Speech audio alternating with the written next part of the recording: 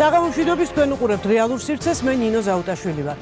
ახალი წლის შემდეგ დღეს პირველად გავდივართ ეთერში. ამ ხნის განმავლობაში ქვეყანაში ბევრი რამ მოხდა. მსხვერპლი დასრულდა აფეთქება დიდ დიღომში, გარდაიცვალა 12 წლის მოზარდი, რომელიც სიღარიბის გამო ჯარს აგროვებდა. გაურკვეველ ვითარებაში დაიღუპა 4 წლის ბავშვი. ჩვენ აუცილებლად გამოვიკვლევთ, რა რეგულაციებია შესაძლებელი, რომ თავი უფრო დაცულად ვიგრძნოთ, რომ ქალაქში გაზი არ ჟონავდეს, რომ მშენებლობის ხარისხი და ექსპლუატაციაში სახლის მიღება უსაფრთხოების გარანტიას იძლეოდეს, რომ სიღარიბის გამო ბავშვებს მძიმე შრომა არ უწევდეთ და ისინი აგრესიულ გარემოს არ ეწირებოდნენ. ერთი კარგი ინფორმაცია, რაც ამ ხნის განმავლობაში გავიგეთ, ის არის, რომ ვაკის პარკში მერია ნებას არ აძლევს კომპანიას ააშენოს სასტუმრო ბუდაპეშტი. ამ მშენებლობის წინააღმდეგ გვახსოვს საზოგადოების არაერთწლიანი თავგადადებული ბრძოლა, რომელიც გუშინ გამარჯვებით დამთავრდა და თავისთავად ცხადია, რეალური სივრცის გუნდი მთელი სული და გულით ულოცავს მათ ამ გამარჯვებას. ამ თემებს ჩვენ თანმიმდევრულად აუცილებლად გავყვებით. ვიდრე დღევანდელ თემაზე გადავალთ კიდევ ერთხელ მთელი ჯგუფის სახელით ღრმა მწუხარებას გამოვთქვა ჩემი კოლეგის ლევან ჩხაიძის გარდაცვალების გამო. ვუსამძიმრებ მის ოჯახს, ტევ პირველს და ყველა მის მაყურებელს. ახლა კი რაც შეეხება ჩვენს დღევანდელ საკითხს, საქართველოში 25 რიცხვი ბევრ სამსახურში ხელფასის აღების დღეა. გუშინ ჩვენი მოქალაქეების ნაწილმა ჩვეულებრივზე 2% ნაკლები თანხა აიღო. 1 იანვრიდან საპენსიო რეფორმა ამოქმედდა, რომლის მიმართ უამრავი კითხვა და ეჭვი არსებობს. დასაქმებულებისთვის არავის უკითხავს, უნდათ თუ არა დაგროვებით საპენსიო რეფორმაში ჩართვა. არც ის უთქვამს ვინმეს, რომ ყველა ჩვენგანს სულ რამდენიმე დღე დაგვრჩა სასურველი პაკეტის ასარჩევად, სადაც საკუთარი მომავლის უზრუნველსაყოფად პენსიისთვის განსაკუთრებულ და განკუთვნილ თანხას დავაბანდებთ. საზოგადოებას ბევრ სხვა კითხვასთან ერთად დაინტერესებს, რა შეიცვლება მათთვის, ვისაც პენსია დღეს წამალზეც არ ყოფნის. რატომ არ მიიღო ხელისუფლებამ სოლიდარობის პრინციპზე დაფუძნებული მოდელი, როცა ჩვენი შენატანები დღევანდელ პენსიონერებსაც მოხმარდებოდა. დღეს შევეცდებით გავარკვიოთ ყველა ის საკითხი, რაც მოქალაქეებს აინტერესებთ. ვილაპარაკოთ რისკებზე და პერსპექტივებზე. ჩვენ სტუმრებთან ერთად. ვიდრე კითხვებს დავსვამთ და დისკუსიას გავხსნით, საპენსიო ფონდის ხელმძღვანელს ლევან სურგულაძეს საშუალებას მივცემ მოკლედ და გასაგებად აგვიხსნას რეფორმის არსი, მისი მიზანი და განხორციელების გზა. მოგესალმებით ყველას, ძალიან დიდი მადლობა მობრძანებისთვის. ბატონ ლევან, დავიწყებ თქვენით, რა თქმა უნდა, რეფორმის არსი, განხორციელების გზა და მისი მიზანი. მოგესალმებით, დიდი მადლობა. რეფორმის არსი, როგორც ვიცით, არის ის, რომ საქართველოში დაიწყო დაგროვებითი საპენსიო რეფორმის იმპლემენტაცია, რომლის მიზანიც არის და ამ რეფორმას აქვს ორი უმნიშვნელოვანესი მიზანი და სიკეთე, ასე ვთქვათ, სარგებლიანობა. პირველი ის, რომ მან უნდა უზრუნველყოს ჩვენი მოსახლეობის ფინანსური უზრუნველყოფა საპენსიო ასაკში და მეორე უფრო ახლოვადიან პერსპექტივაში საქართველოში პირველად ისტორიაში შეიქმნება მასშტაბური საინვესტიციო კაპიტალის ბაზა. ეს იქნება დაახლოებით 2 წელიწადში $1.5 მილიარდი და 6 წელიწადში დაახლოებით $5 მილიარდი, რომლის 80%-მაც კანონის თანახმად უნდა იმუშაოს საქართველოს ეკონომიკაზე. 80%? დიახ. და ეს არის ნამდვილად გარდამტეხი საქართველოს ეკონომიკისთვის, იმიტომ რომ ეს ხელშეუწყობს კაპიტალის ბაზრის განვითარებას. გამოჩნდებიან კომპანიები, რომლებიც გამოუშვებენ კეთილსაიმედო ფინანსურ ინსტრუმენტებს, რომელ ინსტრუმენტებშიც განთავსდება ეს თანხები. უკაცრავად თქვენ თქვით გამოჩნდებიან. ანუ ჯერ მოძიებული კომპანიები არ არის, ჯერ არ იცით სად დააბანდებთ ფულს. დღეს იმიტომ რომ კაპიტალის ბაზარი არის სუსტი და ნაკლებად განვითარებული საქართველოში, ასეთი ინსტრუმენტების სიმცირეა, თუმცა არსებობს. და რა შანსები არსებობს, რომ ეს კაპიტალის ბაზარი ვთქვათ გამსხვილდეს და აი ზუსტად მაკეთკენ მიმყავს საუბარი. აქ იყო ლატენტური მოთხოვნა, არ იყო ინსტრუმენტები იმიტომ რომ ფული არ იყო. აი ახლა როგორც კი გაჩნდება ფული, აი ამ კომპანიებს მოუნდებათ, რა თქმა უნდა, აი ამ ფინანსების გამოყენება თავიანთი საჭიროებებისთვის, მაგრამ აქ არის წესები, ანუ ეს კომპანიები უნდა იყვნენ ფინანსურად გამჭვირვალე, ჯანმრთელები, მომგებიანები, მათ უნდა გამოუშვან კეთილსაიმედო ფინანსური ინსტრუმენტები და მხოლოდ იქ გვაქვს განთავსების უფლება კანონის თანახმად და ეს ხელშეუწყობს აი ესეთი კომპანიების გაჩენას და მათ მიერ ახალი ინსტრუმენტების გამოშვებას, რაც ხელშეუწყობს კაპიტალის ბაზრის განვითარებას, შესაბამისად ეს ხელშეუწყობს ახალი სამუშაო ადგილების გაჩენას, უკვე რამოდენიმე წელიწადში ეს ხელშეუწყობს ხელფასების ზრდას, ეს ხელშეუწყობს იმ სოციალური პენსიების ზრდასაც, რომელიც დღეს ძალიან დაბალია, როგორც ვიცით, და შესაბამისად ეს სიკეთე პრაქტიკულად ყველასთვის იქნება სიკეთე, მიუხედავად იმისა, მონაწილეობს ადამიანი საპენსიო სქემაში თუ არ მონაწილეობს. აი აქ უნდა დაგისვათ მაშინ შეკითხვა. თქვენ ახლა ამბობთ, რომ ეს იქნება სიკეთე ყველასთვის. თუმცა ის მონაცემები, რომელიც მე მაქვს ხელთ, მე თუ თქვენი ნებართვით მე გადავალ ბატონ ნიკასთან ამ შეკითხვით, იმიტომ რომ ბატონი ნიკა იყო უშუალო თანაავტორი ამ მოდელის, ამიტომ თქვენ ჩემთვის არის ძალიან საინტერესო. საქართველოში სამთლიანი სამუშაო ძალა, ანუ 1,998,000 ადამიანია, ხო მართალი ვარ? აქედან მხოლოდ 41%-ია დაქირავებით დასაქმებული, დანარჩენი ან თვით დასაქმებულია, ეს არის სადღაც 44%, უმუშევარი არის 13%. ამ ციფრზე სხვათა შორის ძალიან ხშირად დაობენ, თუმცა ეს არის ალბათ სხვა გადაცემის თემა. ჩვენ ვთქვათ, რომ ეს არის 13%. გამოდის, რომ ეს რეფორმა 41%-ისთვის გაკეთდა. ასეა? ეს არ არის ესე, ეს რეფორმა გაკეთდა მთლიანად საქართველოსთვის, ეს არის გრძელვადიანი რეფორმა. მე გარკვეულწილად ესე ვთქვათ, გავაგრძელებ, რაზედაც იყო საუბარი, როდესაც რეფორმის მიღებასთან დაკავშირებით იქნა გადაწყვეტილება მიღებული, ამ რეფორმას დიდი ხანია მიმდინარეობს საუბარი. დაახლოებით 2 წლის წინ პირველად სტრატეგია საპენსიო რეფორმის გამოქვეყნდა და ამ 2 წლის შემდეგ დაახლოებით 100-მდე შეხვედრა ჩატარდა საზოგადოების სხვადასხვა წარმომადგენლებთან, მათ შორის იმ ოპონენტებთან, რომლებიც დღეს დარბაზში არიან, არაერთი შეხვედრა და თქვათ ამ თემებზე ჩვენ გქონდა საუბარი. რეფორმის მიზანი იყო ის უსამართლო სისტემა, რომელიც ჩვენ გვაქვს საპენსიო სისტემასთან დაკავშირებით, ეს სისტემა რომ შეიცვალოს. დღეს უსამართლობა გამოიხადა პირველ რიგში იმაში, რომ საპენსიო პენსიის თანხა რეალურად არის ძალიან დაბალი.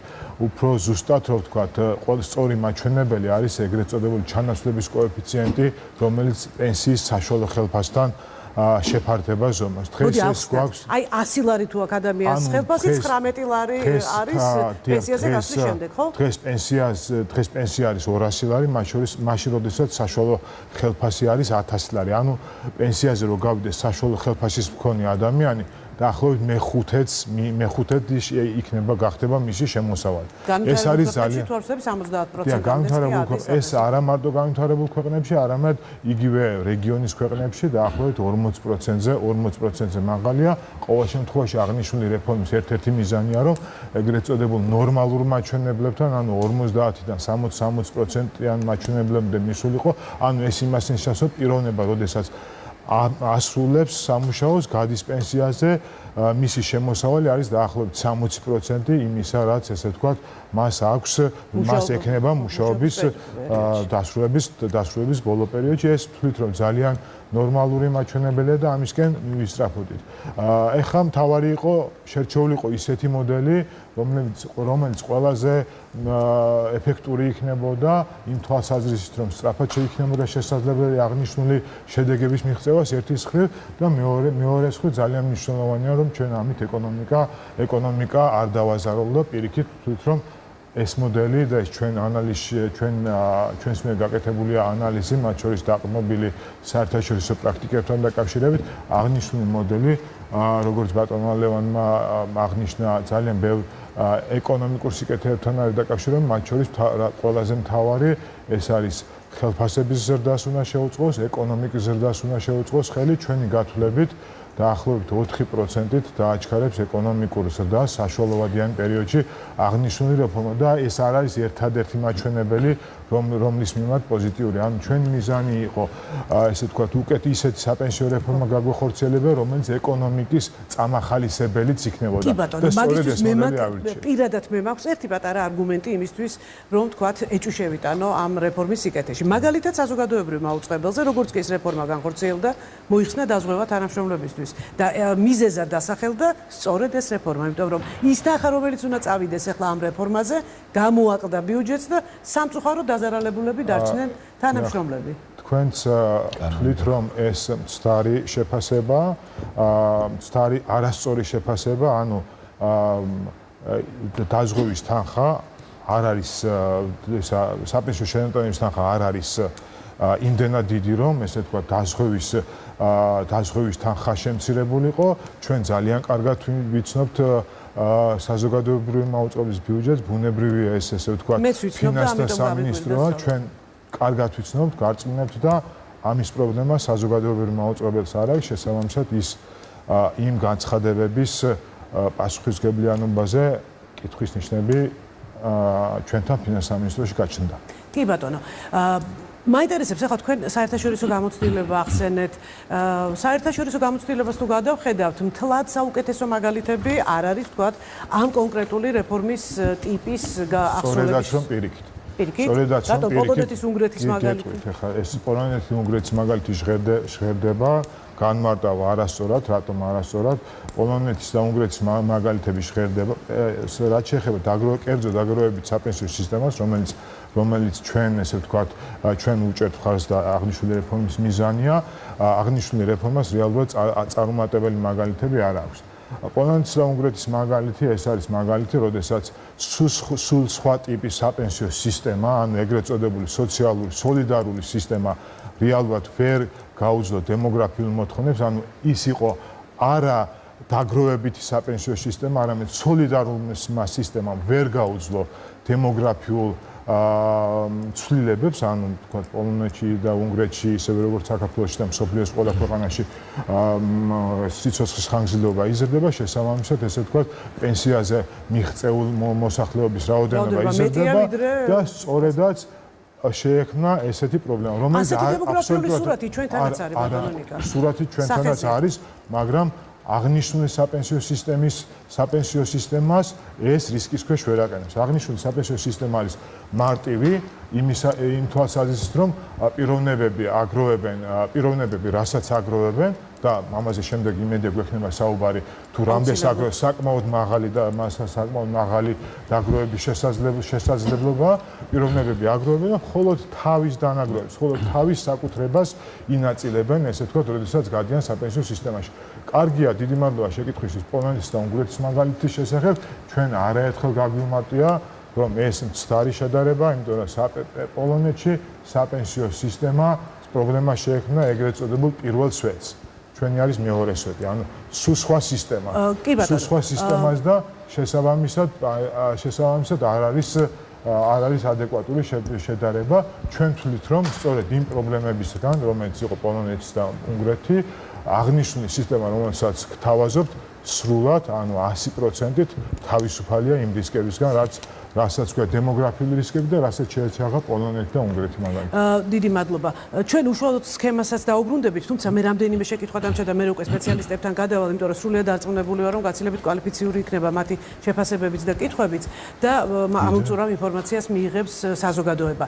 ბატონო ნიკა, რაც შეეხება თანხების მობილიზაციას და თანხების ბრუნვას, როგორ ფიქრობთ, არ იქნებოდა უმჯობესი ვთქვათ რომელიმე ფინანსურ ინსტიტუტს თქვათ ანტენდერის სახით, ანტენდერის ფორმით დავალებოდა ამ თანხების მობილიზება და შემდეგ თქვათ პროექტებში განაწილება და ბიზნეს პროექტებში გადატანა ამ თანხების იყო თუ არა თქვათ ეს განხილული ერთ-ერთ ვარიანტად. დიახ, ეს და იყო განხილული და არსებული სისტემა არ გამორიცხავს ამას. არსებული სისტემა გაცილებით უფრო მოქნილია ვიდრე მაგალითად ის მოდელი, რომელსაც თქვენ ამბობთ, რომელიც აქვს რამოდენიმე ქვეყანას, მაგალითად ჩვენმა მეზობელმა სომხეთმა აღნიშნული მოდელი განახორციელა, ხოლო ჩვენი მოდელი გაცილებით უფრო მოქნილია და ხარჯ ეფექტური. თვითონ აღნიშნული თანხების მართვა სრულად 100%-ით ეს არის კერძო სექტორში მონაწილე პირების მიერ საპენსიო სააგენტო პრაქტიკულად ნულოვანად ერევა როგორც ესეთი ინვესტირების პროცესში. ჩვენ ვთვლით, რომ აღნიშნულ ეტაპზე იქიდან გამომდინარე, რომ იგივე კაპიტალის ბაზრის განვითარება არ არის იმ დონეზე, რომ მაღალი დონის საერთაშორისო ექსპერტების კომპანიების ჩართულობა იყოს საჭირო, ეს იქნებოდა უფრო ხარჯიანი საერთაშორისო მაგალითების ანალიზების შედეგად მივედით, აქედან გარწმუნდით აბსოლუტურად ყველა ქვეყნის მაგალითი იქნა ჩვენს მიერ შესწავლილი ბოლო 2 წლის განმავლობაში, თუმცა ჩვენი სისტემა ბუნებრივი არ გამორიცხავს, რომ საწყის ეტაპზე ჩართულობა იქნება ეს ეგრეთ წოდებული აქტივების მმართველების, მათ შორის საერთაშორისო აქტივების მმართველების, ამაზე გადაწყვეტილებას იღებს უკვე არა თვითონ კომპანიები აქტივების მმართველების, არამედ ჩვენს მიერ ჩატარდება ტენდერი პიროვნებებზე, ეს იქნებიან მაღალი რეპუტაციის მქონე საერთაშორისო აქტივების მმართველ კომპანიებში დიდი გამოცდილების საერთაშორისო ექსპერტები, რომელიც ისინი იღებენ მონაწილეობას, ჩვენ თვლით, რომ ეს გაცილებით უფრო ხარჯ ეფექტური მოდელი იქნება და მოდელი იყო მაგალითად ანალოგებთან შედარებით დაახლოებით 3-ჯერ 4-ჯერ უფრო იაფი არის ესე ვთქვათ საწყის ეტაპზე აღნიშნული თანხების განთავსება, ხოლო მას შემდეგ რაც ესე ვთქვათ გავა 5 წელი 6 წელი რაც ბატონმა ლევანმა თქვა რომ დაახლოებით ესე ვთქვათ აკუმულირებული თანხა 6-7 მილიარდს მიაღწევს, უკვე ამ ეტაპისათვის რენტაბელობა საერთაშორისო ასეთ აქტივების მმართველების შემოყვანისა ჩნდება, მაგრამ აქვე მინდა ხაზი გაუსვა, რომ ჩვენ უკვე გვაქვს სიგნალები, ჩვენ უკვე გვაქვს მოლაპარაკებები, ჩვენთან უკვე მოდიან მაღალი, ესე ვთქვათ, დიდი ზომის აქტივების მმართველები, რომლებიც არიან დაინტერესებული უკვე საქართველოს ბაზარზე შემოსვლის და ბუნებრივია მათ უკვე ექნება შესაძლებლობა განმარტოთ ჩვენი აქტივები და თვლით რომ უახლოესი რამოდენიმე თვის განმავლობაში ჩვენ რამოდენიმე ესეთ მაგალითს ნახავთ, როდესაც საერთაშორისო კომპანიები, აქტივების მმართველი კომპანიები, საერთაშორისო ინვესტორები შემოდიან ქვეყანაში და ანვითარებენ საქართველოს კაპიტალის ბაზარს. რატომ არის სავალდებულო დაზღვევა? და არა ნებაყოფლობა. დიახ, მადლობა შეკითხვისათვის. თუ გაეცნობით ჩვენს მიერ გაკეთებულ ანალიზს, რომელიც წარმოქმნილი სამართლის დაახლოებით 100-გვერდიანი დოკუმენტია, ის მოიცავს, ის გამოქვეყნებულია როგორც ეკონომიკის სამინისტროს ვებგვერდზე, ასევე ფინანსის სამინისტროს ვებგვერდზე და ის მოიცავს, ესე ვთქვათ, მათ შორის ალტერნატივების ანალიზს, რა ჯობდა ნებაყოფლობითი თუ სავალდებულო. სავალდებულობის მნიშვნელობა გამოიხატა ამ კვლევის შედეგად იმაშიც, რომ ძალიან მნიშვნელოვანია თავიდანვე რეფორმა შეეყოს მაქსიმალური რაოდენობის ადამიანებს, ანუ 40 წლამდე ასაკის ადამიანები პრაქტიკულად 20-25 წლის შემდეგ ისინი იქნებიან ყველა უზრუნველყოფილი იმით, რომ ნორმალური და საკმაოდ ღირსეული, ესე ვთქვათ, პენსიის შესაძლებლობა ექნება და აქ ჩვენ არ გვინდოდა, ესე ვთქვათ, არასწორი გადაწყვეტილების მსხვერპლი გამختارიყო კონკრეტული პიროვნებები და იმავდროულად ძალიან მნიშვნელოვანია ზოგადად დანაზოგების და ესე ვთქვათ თანხის შეგროვების დიდი მოცულობა, თუნდაც იმისათვის, რომ ეფექტური იყოს თანხების მართვა და უფრო მაღალი ამონაგები შეიქმნას ჩვენ საპენსიო ანგარიშებზე. როგორც წესი სავალდებულო ესე ვთქვათ სისტემები დაახლოებით ორჯერ მაღალ ამონაგებს ვთავაზობთ ვიდრე ნებაყოფლობით სისტემები, როდესაც ადამიანებს ესე ვთქვათ ნებაყოფლობით შეაქვს და მერე შეუძლია ნებისმიერ შემთხვევაში გაიტანოთ. ეს არ არის ესე ვთქვათ საპენსიო სისტემის მეორე სვეტი, ჩვენ მუშაობთ საპენსიო სისტემის მესამე სვეტზე, რომელმაც უნდა გააძლიეროს ესე ვთქვათ აღნიშნული სისტემა, ის სრულად ნებაყოფლობით იქნება. ანუ შეიძლება რომ რაღაცა ცვლილებები განხორციელდეს იმის მიხედვით, თუ რა საჭიროებები შეიძლება დადგეს, ან რაღაცა ვერ შესრულდეს ისე როგორც ეს იქნება ზედნაშენი.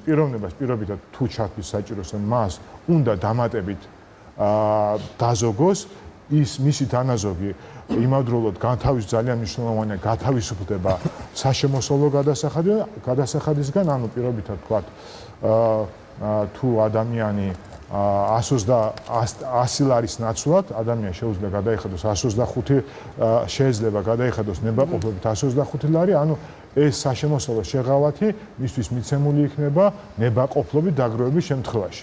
ეს შეეხება თუმცა ზედნაშენს, ანუ მეორე სვეტის ზედნაშენს და კიდევ ერთხელ მოკლედ ვიტყოდი, ზოგადად საპენსიო სისტემები არ არის ითვლება რამოდენიმე პილარიანად, იმიტომ რომ რამოდენიმე სვეტიანად, იმიტომ ერთი სვეტი აძლიერებს მეორეს, ანუ ერთი სისტემა არასწორია, მხოლოდ ერთ სისტემაზე დაყრდნობით, რომ ერთი მეორეს აძლიერებს. მაგალითად, ძალიან მნიშვნელოვანია იგივე დაგროვებით სისტემისათვის, რომ კიდევ უფრო გავაძლიეროთ პირობითად არსებული უნივერსალური საბაზისო პენსია, კიდევ უფრო გავაძლიეროთ და აქ გარკვეული ინიციატივები გვაქვს, თუნდაც ინდექსაციასთან დაკავშირებით, იმიტომ მხოლოდ ერთი სვეტი თავისთავად არამდგრადია, ამიტომ ყველა სვეტის სიძლიერე ძალიან მნიშვნელოვანია ზოგადად საპენსიო სისტემაში. კი ბატონო, ძალიან ბევრი შეკითხვა მაქვს, თუმცა მე ხა აუცილებლად უნდა გადავიდე ჩვენ სტუმრებთან.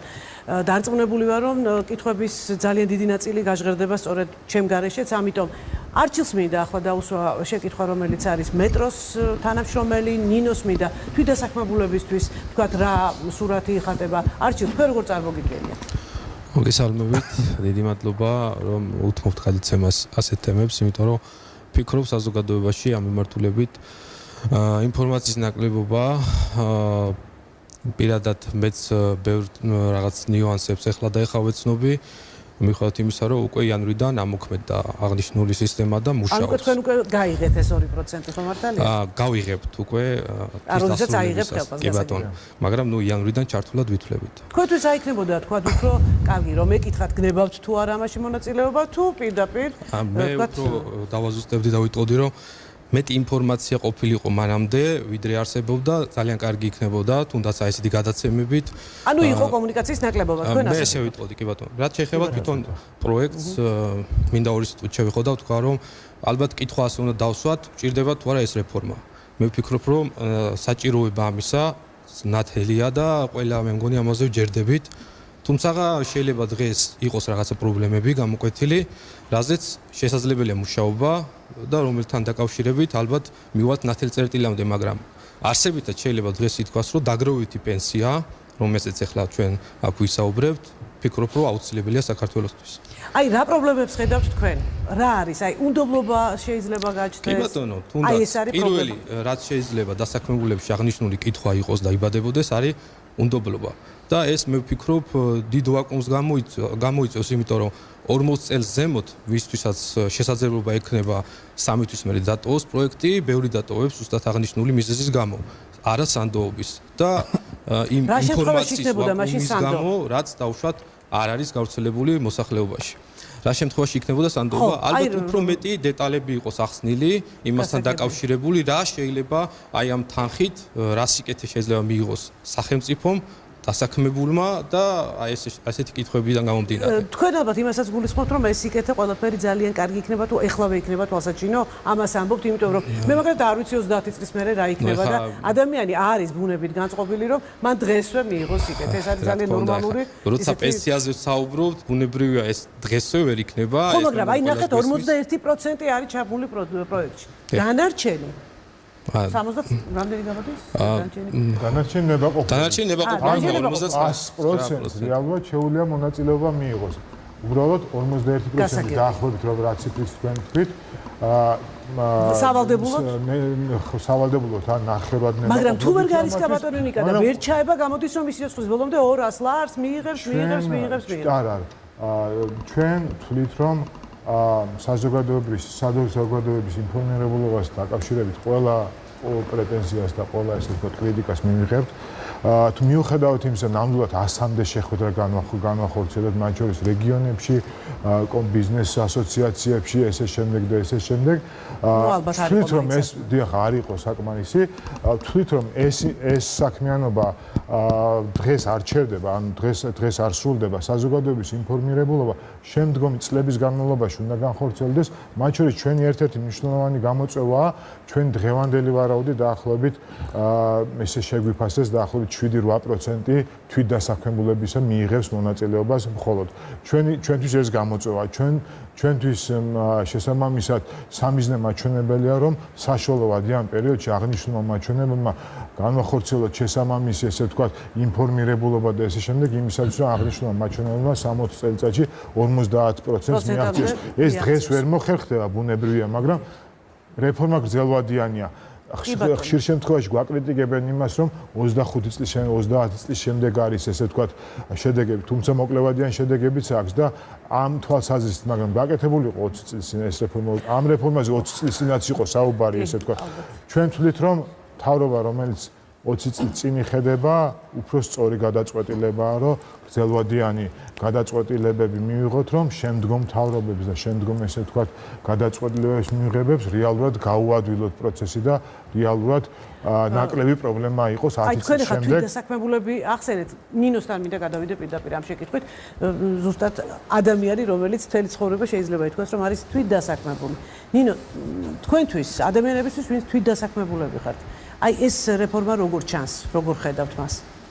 მოგესალმებით, მადლობა მოწვევისთვის. პირველ რიგში ეხლა ვეცნობით და აი აბსოლუტურად ვაკუუმი არის რეგიონებში. მე ძალიან სიმართლე გითხრათ, ველოდი რომ როდესაც რაიმე სახის რეფორმა ხდება ქვეყანაში, უფრო მეტი კომუნიკაცია უნდა იყოს განსაკუთრებით რეგიონებში და თვითდასაქმებულ ადამიანებთან, რომლებიც მე სოფლის მეურნეობის მიმართულებით ვისაუბრებ, ხოლო რომელიც მოსახლეობის 57%-ია. ამიტომ საკმაოდ მაჩვენებელია, მაღალი, მათ უნდა ქონდეთ სრული ინფორმაცია საპენსიო რეფორმასთან დაკავშირებით, როდესაც ჩვენ საუბრობთ ადამიანების კეთილ და ეს ბედნიერ ცხოვრებაზე 10 თუ 20 წლის შემდეგ ჩვენ ზუსტად და კარგად უნდა გვესმოდეს, რასთან გვაქვს საქმე. ეს ადამიანები დღესაც სერიოზულ სიდუხჭირეში ცხოვრობენ და მეორე მე თვითონ მიჩნდება განცდა იმისი, რომ ყველაფერი არის ბუნდოვანი, ჩემ და სამწუხაროდ, იმიტომ რომ აი კონკრეტული შეკითხვა მაქვს და ალბათ კარგი პლატფორმა იმისთვის, რომ მივიღო პასუხი. ქვეყანაში არსებობს საპარტნიორო ფონდი, რომლის პორტფელი დაახლოებით 2.5 მილიარდია, ხო? და ისინი ხშირ შემთხვევაში ცდილობენ, რომ დააბანდონ თანხები ისე, რომ უკუგება იყოს მაღალი. თქვენ ბრძანეთ, რომ დაახლოებით 5 წელიწადში 5 მილიარდის აკუმულირებას მოახდენ და შემდეგ უკვე ეს თანხები სადღაც იქნება დაბანდებული. სადღაც არ არის პასუხი, იმიტომ რომ ჩვენ ხედავთ, რომ იგივე საპარტნიორო ფონდს თანხების ესე მარტივად დაბანდება ძალიან უჭირს. თქვენ ამაზე ჩვენ ეხლა მე არა მაქვს პასუხი, შეიძლება თქვენ ეხლა ამაზე პასუხის გამოცდეთ და მე ეს უკვე ვიცოდე, ეს არის ბევრი კითხვის ნიშანი. როდესაც არის ქვეყანაში კითხვის ნიშანი და განსაკუთრებით რეფორმაზე ჩდება ძალიან ბევრი ეჭვი. მაგალითად, მე პირველი შეკითხვა რაც დამება და იყო ის, რომ ამ თანხებს ისევ ხوار მიცემთ ბანკებს, ისევ ბანკები ხوار ისარგებლებენ ამ ჩვენი 6%-ით, მოდი ვთქვათ, რომ ეს 6% ჩვენთვის ძალიან მძიმე არის, ინდმეწარმე შემთხვევაში ეს 4% არის, ანუ ძალიან ბევრი კითხვა არის, რაზეც პასუხი არ არის და როდესაც ჩვენ საუბრობთ რეფორმ მესმის, რომ ეს გრძელვადიან პერსპექტივაში ძალიან კარგია, მაგრამ როდესაც რეფორმა თავიდანვე აპრიორში ბუნდოვანია, მე ვფიქრობ, რომ ამაზე უნდა იყოს ძალიან ცალსახა პასუხი. დავაჟღებ თუ შეიძლება ლევან და ბატონო ლევან, თქვენ წინაგასწრებით და შემდეგ გადავდივართ. სიმძიმესთან დაკავშირებით განსაკუთრებით თვითდასაქმებულებისთვის ეს აბსოლუტურად ნებაყოფლობითია, ეს თქვენ ძალიან კარგად იცით. სიმძიმე 6% არ განიზომება, დაახლოებით არა ზუსტად 1.6%-ია რეალურად ეფექტური შენატანი ადამიანის დასაქმებულის, ესე ვთქვათ, მათ შორის, როდესაც სახელმწიფო შენატანი არის თითქმის 3%, 2.8%. რეალურად დავასრულეთ თუ ჩვენი გადამხდელების გადახდილი თანხა არშია? ანუ ეს ჩვენი ფული არის. ანუ რეალურად ეს შეიძლება განიხილებოდეს როგორც გადასახადის გაზრდა, ნინო, იმიტომ რომ გაიჟღერა ასეთ მას. გაზრდა უბრალოდ კონსტიტუციაში ჩანაწერია, რომ გადასახადს ვერ გაზდიან და ამას დაარქვეს საპენსიო შენატანი. მე ესეთი განცდა ბატონო, დაეთანხმებით თქვენ ასეთ ფორმულირებას. იმიტომ რომ ასეთი აზრი მე დამიკითხავს. უნდა უპასუხოთ, დიახ, ნამდვილად, კონსტიტუციაში პირდაპირ წერია, რომ საპენსიო შენატანი არ არის გადასახადი და გარდა მაგისა, ეს გადასახადი განმარტების თანახმად არის ის, რომელიც მიდის ბიუჯეტში და მიზნობრივი არ არის და ეს გადასახდელი, ასე ვთქვათ, რომელსაც ადამიანი იხდის და თავის ანგარიშზე უგროვდება, ეს გადასახადი ვერ იქნება განმარტების თანახმად. ეს პირდაპირ და კიდევ მეორე შეკითხვაც ჰქონდათ განთავსდება ეს თანხები, დიახ. ეს თანხები ნებისმიერ შემთხვევაში და ეს კანონით არის დარეგულირებული, ვერ განთავსდება ვერანაირ პროექტებში, ეს თანხები ვერ განთავსდება ბანკებში შეიძლება განთავსდეს მხოლოდ საინვესტიციო პოლიტიკის ფარგლებში, ასე ვთქვათ, რომელიც დაიწერება მაღალი რანგის ექსპერტების მიერ. რაღაც ნაწილი ჩათვალონ, რომ იყოს ფულადი სახით. აი ამ შემთხვევაში რაღაცა ნაწილი მცირე შეიძლება დაიდოს ფულად. ბანკებმა შეიძლება გამოუშვან ფასიანი ქაღალდები, მაგალითად ობლიგაციები, დიახ, ეს ობლიგაციები შეიძლება ვიყიდოთ ნაწილი, იყიდოს, ასე ვთქვათ, აქტივების მმართველმა.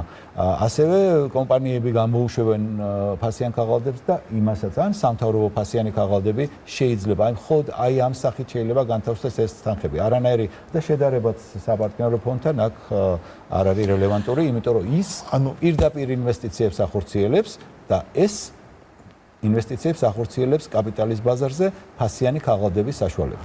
ინვესტირების ერთადერთი მიზანი არის შენატანების მაქსიმიზაცია.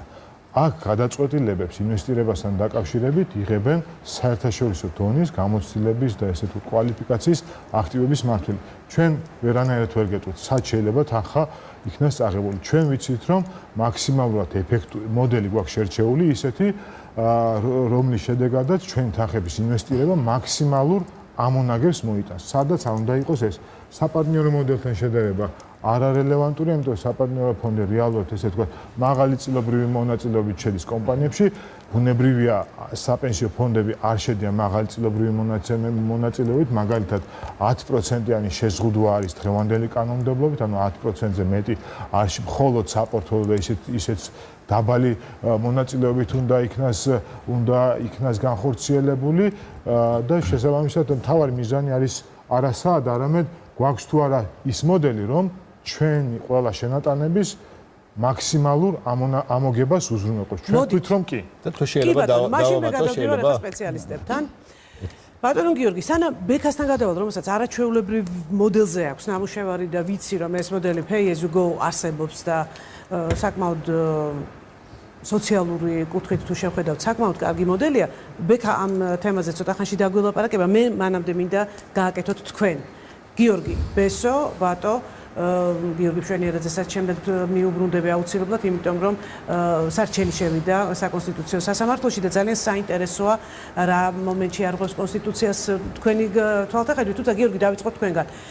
თქვენი შენიშვნები, როგორ ხედავთ საპენსიო რეფორმას და რა არის ხარვეზი, თქვენ როგორ ფიქრობთ? დიახ.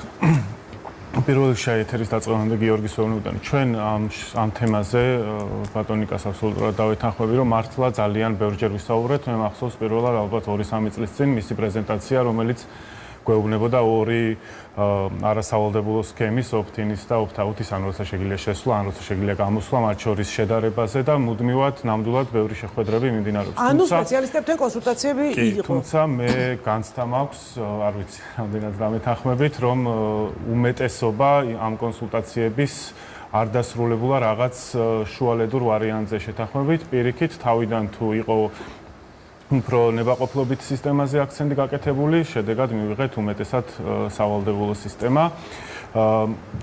ერთადერთი რა თხოვნაც ჩემი მხრიდან იქნებოდა ხელისუფლებასთან და კონკრეტულად მის წარმომადგენლებთან იქნება, რომ მთელი ამ პერიოდის განმავლობაში არა თქვენგან, მაგრამ ზოგადად იყო ძალიან ბევრი სპეკულირება, როცა ხშირად უბრალოდ ვატყუებდით ადამიანებს და ვეუბნებოდით, რომ შენ გექნება ღირსეული პენსია, შენ გექნება რაღაც. ეხლა ეს კანონი უკვე მიღებულია. რამდენად საუბარი იმაზე, რას გამოიწვევს ეს, შეგვიძლია გავაგრძელოთ, თუმცა არ ვიცი ხლა რამდენად მაყურებლისთვის საინტერესოა ჩემი და ბატონი ნიკას დისკუსია იმაზე, შეუწყობს თუ არა ეს დამატებით 4%-იან ეკონომიკურ ზრდას. მე მგონია, რომ ეს არ არის. ეხლა მთავარი არის, რომ იგივე როდესაც ნინო გვეუბნება, რომ წავა თუ არა ეს ბანკებში, პირდაპირ უთხრათ ნინოს, რომ ნამდვილად დიდი ნაწილი პირველი 5 წლის განმავლობაში წავა ბანკებში. ნუ ვეცდებით უთხრათ, რომ ეს არ წავა დეპოზიტზე, მაგრამ მისთვის მნიშვნელოვანია და ჩვეულებრივი მსმენელისთვის აქ არაფერი დასამალი არ არის, ხო, პირველი 5 წელი ვამბობთ, რომ ნაკლებად რისკიანში მიდის დიდი ნაწილი, დაახლოებით მგონი 80%-მდე მომთახების, რომელიც მოხმარდება სახელმწიფო ფასიან ხაღალდებში დაბანდება და გარკვეული ფორმით მოხდება ბანკებში, ანუ რამოდენიმე თქვა სახელმწიფო უწყებაში. ეს ღია თქვა და მე შემდეგ ამაზე გავაგზავნე დისკუსია, რამდენად კარგია თუ არა. უკეთესია რომ წავიდეს ბანკებში, იმიტომ რომ მეტად დაცული იქნება ფული, დაზღვეულიც იქნება და ფული იქნება ბრუნვაში. რომ ის არ იქნება დადებული, ასე ვთქვათ, როგორც რაღაცა შენახული სადღაც სეიფში, არამედ ფული იქნება ბრუნვაში. რა თქმა უნდა, ანუ ამაზე ორი აზრი არ არსებობს, რომ არაფერი ცუდი ამ თანხების ბანკში განთავსებაში არ არის. შეიძლება ქართული ოცნების ფლატზევი წარმომადგენლები ამაში არ მეთანხმებოდნენ და რაღაც პრობლემებს ხედავდნენ ბანკში ფულში განთავსებაზე, მე ამაში ვერანაირ პრობლემას ვერ ხედავ. თუმცა მე მაწუხებს, რომ არ არსებობს ამ კანონმდებლობით ზღვარი თუ რა თანხა შეიძლება საპენსიო ფონდიდან ისესხოს სახელმწიფო მშვიდავალის ნაწილში და მე მგონია ერთ-ერთი ნაბიჯი რაც შეიძლება გადაიდგას, რომ აქ გარკვეული ზღვარი დაწესდეს, რა თანხა შეიძლება ისესხოს სახელმწიფომ ამ საპენსიო ფონდიდან. მე ერთი რაღაც წინადადებასავი და კითხვასავით მაქვს. იგივე იმ შედარებით რა მიზეზები იყო ალბათ შეიძლება შორს აგვიყვანოს, მაგრამ ფაქტია რომ თავხდებით რომ კომუნიკაცია სჯობდა ყოფილიყო ცოტა უფრო მეტი და ბევრი ბიზნესი, ჩემი ორი სტუდენტი ახლა მაგალითად სამაგისტრო ნაშრომზე მუშაობს, სადაც ზუსტად ამ რაღაც რამდენად ინფორმირებულები იყვნენ ბიზნესები ამ რეფორმაზე. ფაქტია რომ მათ ყოველ შემთხვევაში დეკემბრის შუაში არ ჰქონდათ, უმეტესობა მათგანს დღემდეც არ აქვს ბოლომდე წარმოდგენა, ზოგი იმასაც კი ვერ ხვდება ხელფასი რას ქვია და თulis რომ მარტო ეს ხელზე აღებული რამდენი ლარი მოქცეს ეს არის, სინამდვილეში გაცილებით უფრო ფართო განმარტება ხელფასის რა იბეგრება ასე შემდეგ. ამ თუნდაც მცირე გაურკვევლობის ფარგლებში ხო არ ჯობია რომ ეს რეფორმა ჯერჯერობით შეეხოს მხოლოდ საჯარო სექტორს, სადაც ეს რაღაც უხეშად რო ვთქვათ, მაინც ერთი ხაზინაში ტრიალებს ეს ფული, არ იქნება რაღაც დამატებითი მის კომუნიკაცია, კერძო სექტორს დროებით არ შევახოთ ეს რეფორმა. დავალოდოთ იმას, რომ თუნდაც როგორ განვითარდება კაპიტალის ბაზარი, იმიტომ რომ ოპონენტები თვლიან, რომ ეს ხელს შეუწყობს, მე პირადად მეშინია, რომ ისეთი ფასიანი ქაღალდების, რომლებიც მარტო იმიტომ გამოდის, რომ საპენსიო ფონდიდან ფული აიღოს და აქამდე ვთქვათ, ხედავდა დამატებით რისკებს და არავით არ უშვებდა, ასე ვთქვათ, სხვადასხვა ფინანსურ ინსტრუმენტებს კონკრეტული კომპანიები. დაველოდოთ გარკვეული პერიოდი, ვნახავთ როგორ მოხდება ამ თანხების დაბანდება. კონკრეტულად ადამიანები უკვე ნახავენ, შევლენ თავის ანგარიშზე, ნახავენ როგორ დაბანდება. ასე თუ ისე ეს გაურკვევლობა კერძო სექტორშიც მოიხსნება და შემდეგ უკვე შეგვიძლია ჩემი აზრით ჯობს ნებაყოფლობითობის რეჟიმით, მაგრამ თუნდაც არანებაყოფლობითობის რეჟიმით უკვე ეს რეფორმა შეეხოს კერძო სექტორს. აი ახლა ჩვენ ღირსეული სიბერე და ღირსეული პენსია ვთქვით. თუმცა უნდა ვაღიაროთ, როგორც არ უნდა ვამბობდეთ, რომ 1000 და 1125 ლარია საშუალო ხელფასი, მე ძალიან ბევრი ადამიანი ვიცი, თუნდაც აქ ჩვენთან საზოგადოებრივ მაუწყებელში, რომელსაც 1000 ლარზე გაცილებით დაბალი ხელფასი აქვს. აი ესეთი ადამიანისთვის რამდენად შეიძლება ჩვენ უზრუნველყოთ ღირსეული სიბერე? ერთ-ერთი საზომი არის ეს რაღაც უთანასწორობის შედარებითი სიღარიბის, ანუ მე მგონი ყველა თანხმდებით, რომ ამ შედარებით სიღარიბეს გავსი ტიპის რეფორმა საერთოდ გვერდსულის.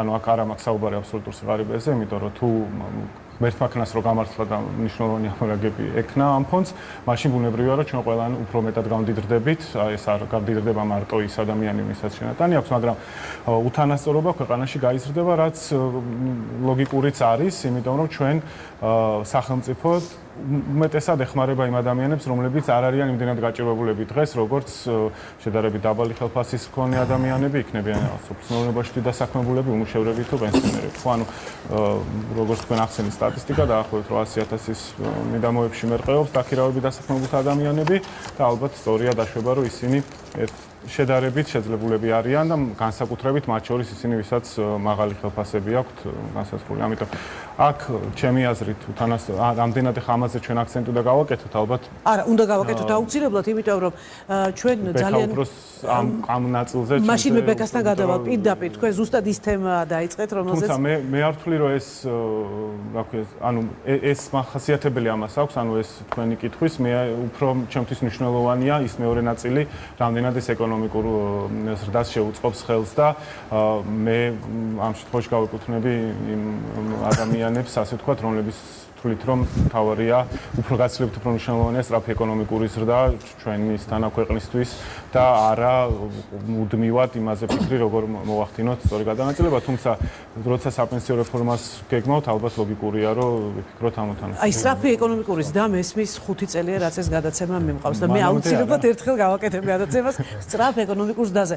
არანორმალურად მაინტერესებს, როგორ შეიძლება, მართლა მაინტერესებს, როგორ შეიძლება ისეთ ქვეყანაში, როგორიც საქართველო, ეს განხორციელდეს. ოღონდ რეალურად. საფონდო ბიუჯეტს რაც შეეხება, ბატონ გიორგი, მე მაინტერესებს, აი, თქვენი თვალთახედვით, სანამ ბექასთან გადავალ, მაინტერესებს, თქვენ როგორ აფასებთ, თქვათ, ეს რეფორმა როგორ შეიძლება იყოს, თქვათ, საფონდო ბიუჯეტისთვის საინტერესოა, როგორ უნდა მივაწოდოთ ინფორმაცია და როგორ შეიძლება ეს თანხმედრა მოხდეს ისე, რომ სარგებელი და სიკეთე მიიღოს საზოგადოების დიდმა ნაწილმა.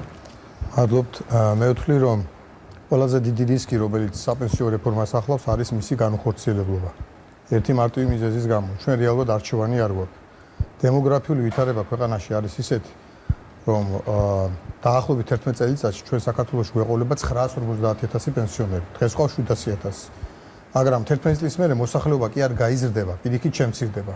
რატომ? იმიტომ რომ ეხლა რეპროდუქციულ ასაკში შემოდის 90 გასული საუკუნის 90-იან წლებში დაბადებული თაობა, როდესაც ყველას კარგად მოეხსენება ქვეყანაში მძვინვარებდა სამოქალაქო ომი იყო შიმშილი, გაჭირვება, ხალხი მასიურად გაედინებოდა და ეს გაედინებოდა ძირითადად შრომისუნარიანი მოსახლეობა ქვეყნიდან და ეს თაობა შემოვიდა ახლა რეპროდუქციულ ასაკში. შესაბამისად, ჩვენ გველოდება სულ რამდენიმე წელიწადში ამას ჩვენ ყველანი დავინახავთ, მკვეთრი ვარდნა შობადობის. ნიკო მახსენა და მეცნიერებულადაც დადასტურებულია, რომ ამის პარალელურად იზრდება სიცოცხლის ხანგრძლივობა და შესაბამისად ვიღებთ სურათს, როდესაც დისპროპორციულად დიდი რაოდენობა იქნება პენსიონერების ქვეყანაში, ვიდრე იმ შრომისუნარიანი ადამიანების, რომელთა მიერ გადახდილმა გადასახადმა უნდა უზრუნველყოს ამ პენსიონერების პენსია. შესაბამისად, ჩვენ არჩევანი არ გვაქვს და მე ხშირად მომისმენია საერთაშორისო ოპონენტებისგან ესეთი არგუმენტი, რომ სტრაფი ეკონომიკური ზრდა, წეგანაც ვახსენეთ, უზრუნველყოფს აი ამ სოციალური პენსიის იმ დონემდე ზრდას, რომ ჩვენ ეს რეფორმა არ დაგჭირდებოდა, რომ ქონოდა სტრაფი ეკონომიკური ზრდა. მე ამ არგუმენტს დავეთანხმებოდი და მივიღებდი, რომ არ იყოს აი ეს დემოგრაფიული მძიმე ტრენდი. ჩვენ რო ვიყოთ, თქვათ, ირანი, ან თქვათ, ისეთი ქვეყნები, სადაც ახალგაზრდა მოსახლეობის წილი არის ძალიან დიდი და მზარდი, პრობლემა არ არის. მაშინ მართლა ეკონომიკური ზრდა ამას უზრუნველყოფდა, მაგრამ ჩვენ წერანაც ვახსენე, ის სურათი გველოდება. მათემატიკა უბრალოდ არ მუშაობს. შეუძლებელია რეალისტურად ვივარაუდოთ, რომ საქართველოში ეკონომიკური ზრდა შემდეგი 20 წლის განმავლობაში იქნება იმდენად სწრაფი, რომ ამ მძიმე დემოგრაფიულ ტრენდს, რომელიც ამის საწინააღმდეგოდ მუშაობს, აჯობოს და გადაასწროს. ეს ფიზიკურად შეუძლებელია. ამიტომ ამბობ, რომ ეს არის ყველაზე დიდი რისკი. ეხლა რაც შეეხება ინვესტირების კუთხით, რას ველოდებით და ასე შემდეგ და მე თქვა წარმოადგენენ ინდუსტრიას, რომელიც ასე თუ ისე ინვესტიციებში რაღაცას აკეთებს და ჩვენ გვესმის, ასე თქვა, სად რა ინვესტიცია ჯობია და ასე. ძალიან საინტერესოა ჩემთვის, იმიტომ რომ ამტეხების გატანა სად მოხდება, ეს ძალიან საინტერესო თემაა. კანონით ცალსახად იძახის, რომ სახელმწიფო ვერ ჩაერევა ამ ფულის მართვაში. ეს რამდენიმე ადგილზე წერია პირდაპირ რაში ვერ ჩაიდება ეს ფული. პირველ რიგში ვიტყვი იმას, როგორც პატუნა ნიკო მახსენა, რომ დამოუკიდებელი აქტივების მმართველი კომპანიები მართავენ, მათ შორის შეიძლება უცხოური კომპანიები და სახელმწიფო საერთოდ ვერ ერევა ამაში. რამდენად შეიძლება ეს იყოს მიმზიდველი უცხოური კომპანიები? ეს უკვე სხვა თემა არის, როდესაც ფონდის მოცულობა გაიზრდება, აუცილებლად შემოვლენ. ეს ეკონომიკაა, ბიზნესია ჩვეულებრივი და სადაც მათი, ვთქვათ, ინტერესი ეკონომიკური იქნება, იქ შემოვლენ. მე სხვა რამეზე მინდა კაპოტონინო გავამახვილო ყურადღება. ინვესტირების კუთხით ეს არის ერთ-ერთი ყველაზე ხელსაყრელი ინვესტიცია დასაქმებულის კუთხიდან რომ შევხედოთ. წარმოიდგინეთ, თქვენ ხართ ადამიანი, რომელსაც აქვს საშუალო ხელფასი დარიცხული 1000 ლარის ოდენობით. კი ბატონო. ეს ნიშნავს, რომ თქვენ ამ საპენსიო რეფორმის შედეგად თქვენი წმინდა ხელზე ასაღები ხელფასიდან საპენსიო ფონდში გადარიცხავთ 16 ლარს და იმავე დღეს, ან მეორე დღის ბოლოს ჩაგერიცხებათ ანგარიშზე 60 ლარი.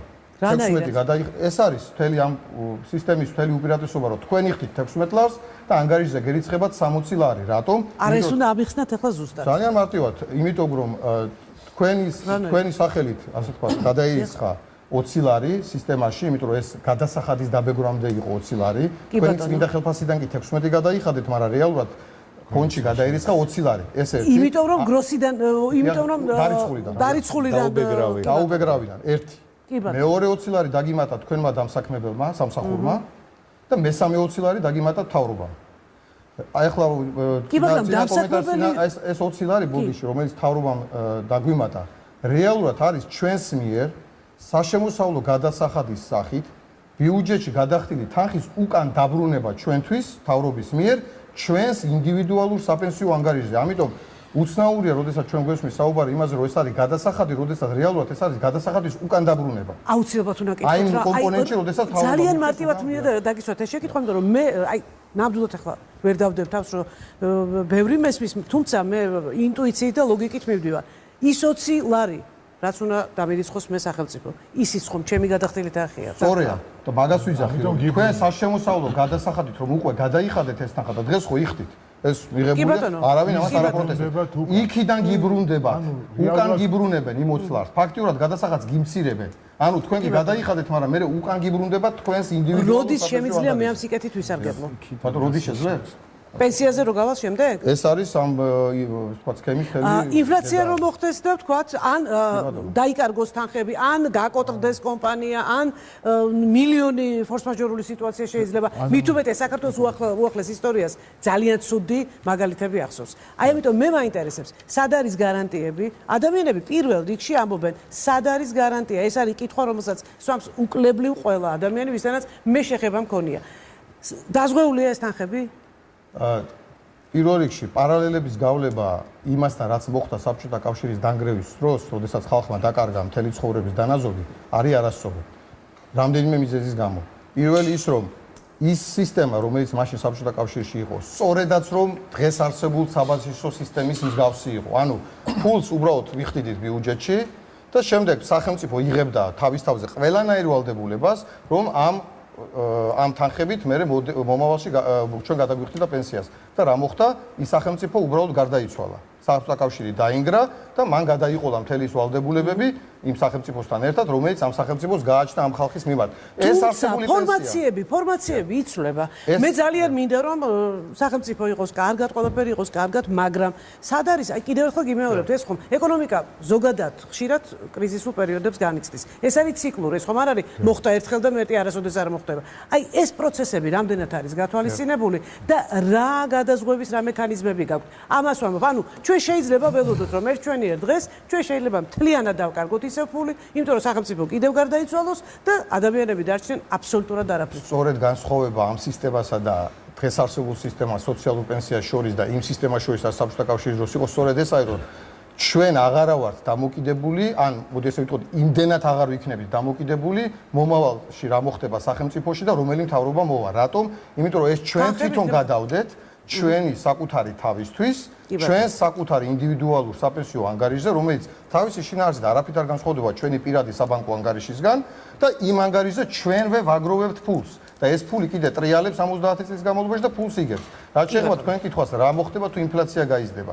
ეს ძალიან ვალიდური კითხვა არის. შეიძლება ქვეყანაში ინფლაცია გაიზარდოს, იმიტომ რომ არის ეკონომიკური ციკლები და ქვეყნები ზოგჯერ ვთქვათ მაღალი ინფლაციის პირობებში ცხოვრობენ.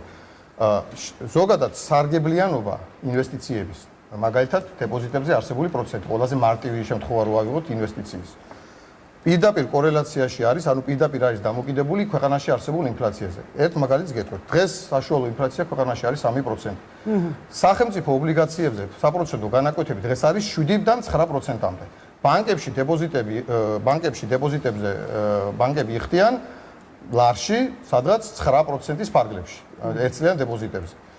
ეს რას ნიშნავს, რომ რეალური შემოსავალი, რომელიც განისაზღვრება ესე, თქვენ ნომინალური პროცენტი, მაგალითად 9 რო დაგერიცხათ ბანკში დეპოზიტზე, იმას უნდა გამოაკლოთ ინფლაცია 3% და წმინდა შემოსავალი დარჩათ 6. ეს არის რეალური შემოსავალი, რაც მიიღეთ. და ეკონომიკური თეორია, ვისაც გვისწავლია, ყველამ ვიცით, რომ რეალური შემოსავალი უარყოფითი არ შეიძლება იყოს. რატომ?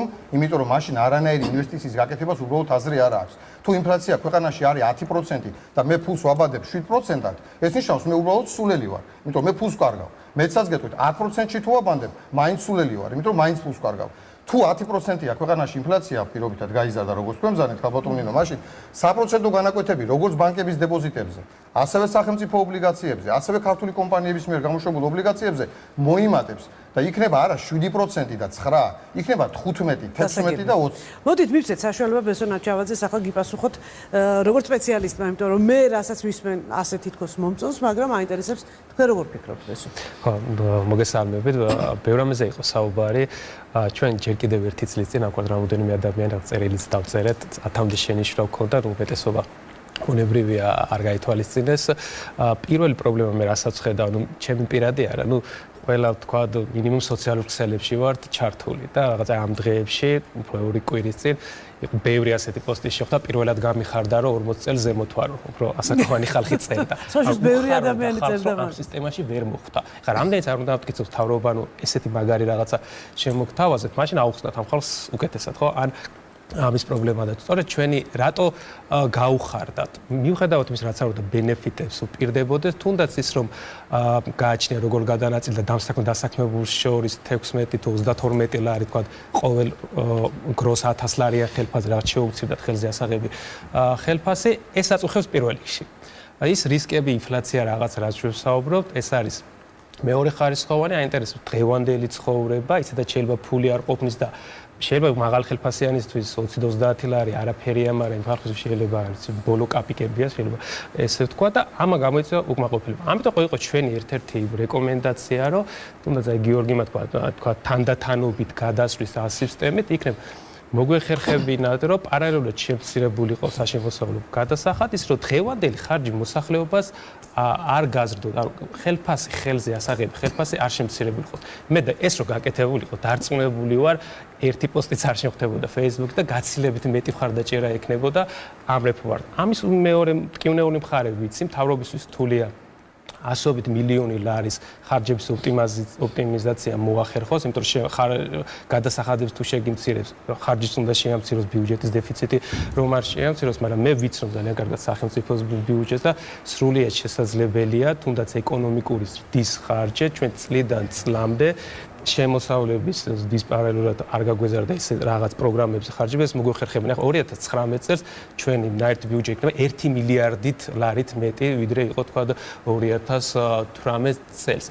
თუმცა მე იმის თქვა, რომ ეს დღესაც არ არის გვიან, ეს არ ნიშნავს, რომ შევიდა ეს რეფორმა ძალაში, ჩვენ არ შეგვიძლია თქვა ამას დისკუსია ან მუშაობა არ გავაგრძელოთ. ერთი საკითხი თქვა ეს არის, რაც ფიქრობ ყველაზე მნიშვნელოვანია დღეს რასაც უხებს მოსახლეობა. მეორეანის დობის ფაქტორი, ერთმა დიდხანს გაცოცხლოთ, მაგრამ 30-40 წლის მერე თქვენ ალბათ არ იქნებით ამ მთავრობის ამ ორგანიზაციების ხელმძღვანელი და ასე შემდეგ, სხვა ხალხი იქნება და შეიძლება თქვენ ძალიან გენდობიან, მაგრამ ამ რეფორმას უნდა გქონდეთ ძალიან ხანგრძლივი დობა. ხო, აქ იყო კითხვა ანაბრებშია და ეს კითხვა საკმაოდ ადეკვატურია, ეს მაინც დობაზე დაფუძნებული სისტემა არსად არ წერია, რომ მთავრობა ვალდებულია, თქვა რომ მე რო გავხდები 65 წლის და ფული არ დავხდა. არ ვიცი რატო არ დავხდა. შეიძლება რა ვიცი, ძალიან ცუდი მთავრობა მოვიდა და რაღაც გადაგვაგდო, ან რაღაცა ეკონომიკური კრიზისი. აი მე რო გავედი რაღაც პრობლემა არის. ეს შიდავალად არ არის აღიარებული და არავინ არ არის ამაზე პასუხი. ერთადერთი აქ რაც გვაქვს შიდავალად რაც არის აღიარებული, არც ის არ დაბრუნებია. ხო, მართვა ხდება კონტროლი, რომ გაკოტრებამდე არ მივიდეს ეს სისტემა. ეს არის ერთ-ერთი და მეორე იგივე გაკოტრებამდე ხა მანდამაც საბჭოთა კავშირის მოდელს თუ აირჩევთ, გაგცათ პირველმა პასუხი. ეს სისტემა არის დაახლოებით 100 ქვეყანაში და სადაც გაკოტრების პრეცედენტი რეალურად არ არსებობს. ანუ ჩვენ არ ვაპირებთ ესე ვთქვათ რაღაცა ცუდი პრაქტიკებზე დაგმო. პრეცედენტი ამდაგვარი სისტემის მსგავსი სისტემის გაკოტრების პრეცედენტი დავდეთ. ან ის რომ ახლა ჩვენ რეალურად ძალიან ბევრი მაგალითი გვაქვს შესწავლილი და ჩვენ უბრალოდ ვჟელობთ, რომ რა შეიძლება იყოს არაზარალი, არამედ მომგებიანობა. და ამაზე კამათი ვთქვათ, გქონდა ვთქვათ, არიან ქვეყნები, სადაც 15%-იანი რეალური ამონაგები, მაგალითად ჩილე პირველი 20 წლის განმავლობაში 15%-იან რეალურ ამონაგებზე მუშაობდა. ყველაზე დაბალი მაჩვენებლები არის 5-6%. თუმცა ჩილე მე მგონი ახლა ცდილობს რაღაცნაირად მაგაზეც თუ იქნება შეკითხვა, ბუნებრივია. არა, მოდით ჩილეს მაგალითებს ნუ მოვიყვანთ. ეს კარგად აქვს შესწავლილი, შეგვიძლია თუ არის ინტერესი შეგვიძლია. კი, საერთაშორისო მეც კარგად შევისწავლეთ და ჩილეს მაგალითი არ არის თლად ყველაზე კარგი პრაქტიკა მე როგორც ვიცი. აი, მე დამის შეკითხვა და გიპასუხებ. ჩვენ დღეს შეგვიძლია ვისაუბროთ ყველაზე დაბალი მაჩვენებელი არის დაახლოებით 5% რეალური ამონაგები, ანუ 5% პლუს ინფლაცია. ანუ ინფლაცია რო ვერ შეჭამთ დღევანდელი მსხვერპლთუნარიანობის თუ 15-20%. ამაზე შეგვიძლია ვიმჟელოთ, იმიტომ რომ სხვა პრეცედენტი რეალობაში არ არსებობს. მოდით ასე გავაკეთოთ. მე ახლა სპეციალისტებს დაუთმობ აუცილებლად დროს და შეჯამებისთვის თქვენ მოგცემთ საშუალებას. ბექა, განმოდივარ თქვენთან. მოდელი, რომელიც თქვენს მიერ იყო შეთავაზებული, იყო ჩემთვის პირადად როგორც ერთი კონკრეტული მოქალაქისთვის ძალიან მართლაც აი სიკეთე ასე ვთქვათ, საზოგადოებისთვის სიკეთე, იმიტომ რომ ადამიანები დღესვე იგრძნობდნენ რეფორმის სარგებლიანობას. მე ვთქვათ, ვიღაცა გადაიხდიდა იმისთვის, რომ ჩემი პენსიაზე გასვლის შემთხვევაში მე უზრუნველყოფილი მქონოდა სიბერე, შემდეგ კიდევ უფრო ახალგაზრდები, შემდეგი თაობისთვის. აი და ეს იყო რაღაცა სოლიდარობის პრინციპზე დაფუძნებული, pay as you go არსებობს ესეთი მოდელი მთელ მსოფლიოში, ნუ ნაწილ მსოფლიოში ალბათ ასეთი ნაწილში ასეთი. რატომ მოხდა მაინც რომ ვერ გავიტანეთ ეს მოდელი? და იქნება ახსნათ რა არის უკეთესი? შეიძლება მე ნაკლებად სპეციალისტი ვარ ამ შემთხვევაში უფრო ესე იგი ოპონენტი გამოდივარ, იმიტომ რომ ჩვენი მოდელი საპენსიო, რომლის ერთ-ერთი ავტორი მე ვარ, ის რა თქმა უნდა, ესე პარლამენტში დარეგისტრირდა უკვე და ორ კვირაში დაახლოებით ველოდებით ამ მოდელის განხილვას. ხარდაჭერა თუ იქნება უმრავლესობიდან, რა თქმა უნდა, მოდიფიკაცია მოხდება იმ საპენსიო მოდელის, რომელიც არის შემოთავაზებული. ეხლა ამ დისკუსიასაც რომ მივადევნოთ თვალი, ხო, ნაკლებად არის პენსიაზე საუბარი, უფრო არის თქვა საინვესტიციო ფულზე, გრძელ ფულზე, შესაბამისად საფონდო ბირჟაზე და ასე შემდეგ საუბარი. იმიტომ რომ ეს რეალობად ეს საპენსიო რეფორმა არ არის. ეს არის ქვეყანაში გრძელი ფულის გაჩენის მცდელობა, კარგი გადაწყვეტილება ძალიან, იმიტომ რომ ჩვენი მიმდინარე ბალანსი არის საგადახდელო ბალანსი არის უარყოფითი და რა თქმა უნდა ჩვენ გვჭირდება ჩვენი დანაზოგები, რომ საკუთარი საინვესტიციო ფული გქონდეს. მაგრამ მაშინ დავარქვათ, რომ ეს არის, ვთქვათ, ესე იგი, ამ სახის რეფორმა და არა საპენსიო რეფორმა. რატომ? იმიტომ რომ და ჩვენ რო გავითვალისწინებთ, რომ საქართველოში ესე იგი დაახლოებით 60%-ს დაქირავებით დასაქმებულებისა აქვთ 1000 ლარზე ნაკლები. აქედან დაახლოებით 35%-ს აქვს 500 ლარზე ნაკლები, ხო? აქედან გამომდინარე მათ 20 წლისები რო იყვნენ და ჩაერთონ ამ სისტემაში, ხო?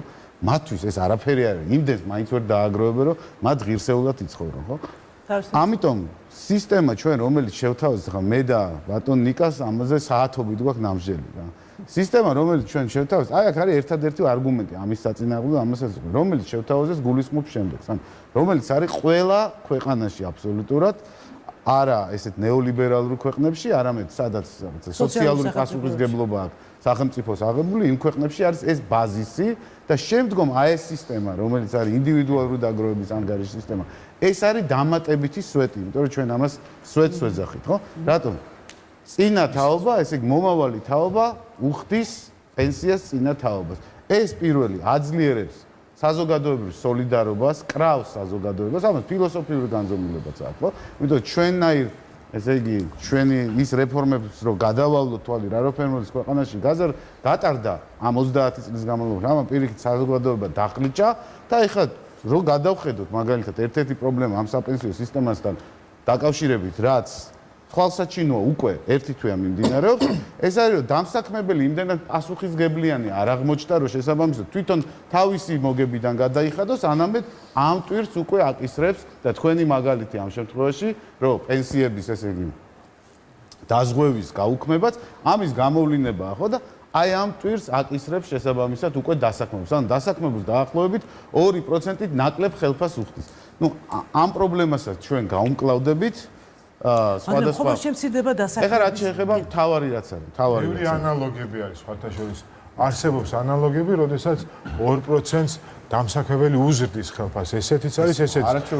ძალიან გთხოვთ გაგვაცადეთ ეს ადამიანები მართლა მაინტერესებს. სამაგალითო ეხლა რაც შეეხება უფრო მეტი არის ჩვენი რა არის მნიშვნელოვანი. მართლა მაინტერესებს. ესე იგი, პირველი ამ სისტემას რო გავყვეთ, ამ ლოგიკას რო გავყვეთ. პირველი რომ ესე იგი დაბალ შემოსავლიანების აზრი არა აქვს. მეორე შესაბამისად ადამიანები აიღებენ პენსიას მხოლოდ 25 წლის მერე, იმიტომ რომ მამაკაცების შემთხვევაში 65 წლის ძალიან ცოტა ადამიანი ჩაერთვება. კი ჩვენ თავრობას ამ შემთხვევაში აქვს იმედი რომ 30% მაინც ჩაერთვება, მაგრამ ნახოთ იქ სხვა ესე იგი ტენდენციები იყო, აქ ცოტა განსხვავებული ტენდენციებია. ანუ რეალურად მოდი ვისაუბროთ ადამიანებზე 40 წლამდე ადამიანებზე, ხო? დაბალ შემოსავლიანებისთვის პირდაპირ გეუნებით შედით საპენსიო ფონდმა გააკეთა არაჩვეულებრივი ვებგვერდი pensions.ge მე გაგიკეთებთ მაგის რეკლამას და ნახეთ შესაბამისად რამდენი დაგიგროვდება თქვა აი ამ გარკვეული დროის დაგროვების განმავლობაში, ხო? დაბალ შემოსავლიანებს ეს ასს კარგავს. ამიტომ შევთავაზეთ ჩვენ რომ ეს იყოს სოლიდარობაზე დაფუძნებული, ესე იგი მაღალ შემოსავლიანებმა პროპორციულად მიიღონ ესე იგი დაბალი დაგროვების კოეფიციენტი, ანუ დაბალი ჩანაცვლების კოეფიციენტი, დაბალ შემოსავლიანებმა მიიღონ მაღალი ჩანაცვლების კოეფიციენტი. რატომ? იმიტომ რომ ჩვეულებრივი სოციალური სამართლიანობა კარნახობს, რომ ადამიანები, რომლებსაც ზოგადად აქვს დაბალი ხელფასი ცხოვრების განმავლობაში, ადამიანები, რომლებიც მუშაობენ მძიმე პირობებზე, მათი სიცოცხლის ხანგრძლივობა არის ბევრად უფრო მცირე და შესაბამისად ამას საზოგადოებიდან ჭირდება კომპენსირება, ხო? აქედან გამომდინარე, ამას ჩვენ არ ვაკეთებთ. სახელმწიფო 6000-ის შემდეგ 2%-ს არ იხდის, ეს ვისაც დაბალი შემოსავალი აქვს, იმისთვის არაფერი არ არის. ეხლა რაც შეეხება კიდევ შემდეგს, ჩვენ შემთხვევაში გათვალისწინებულია მძიმე და მავნე პირობებში დასაქმებული ადამიანები.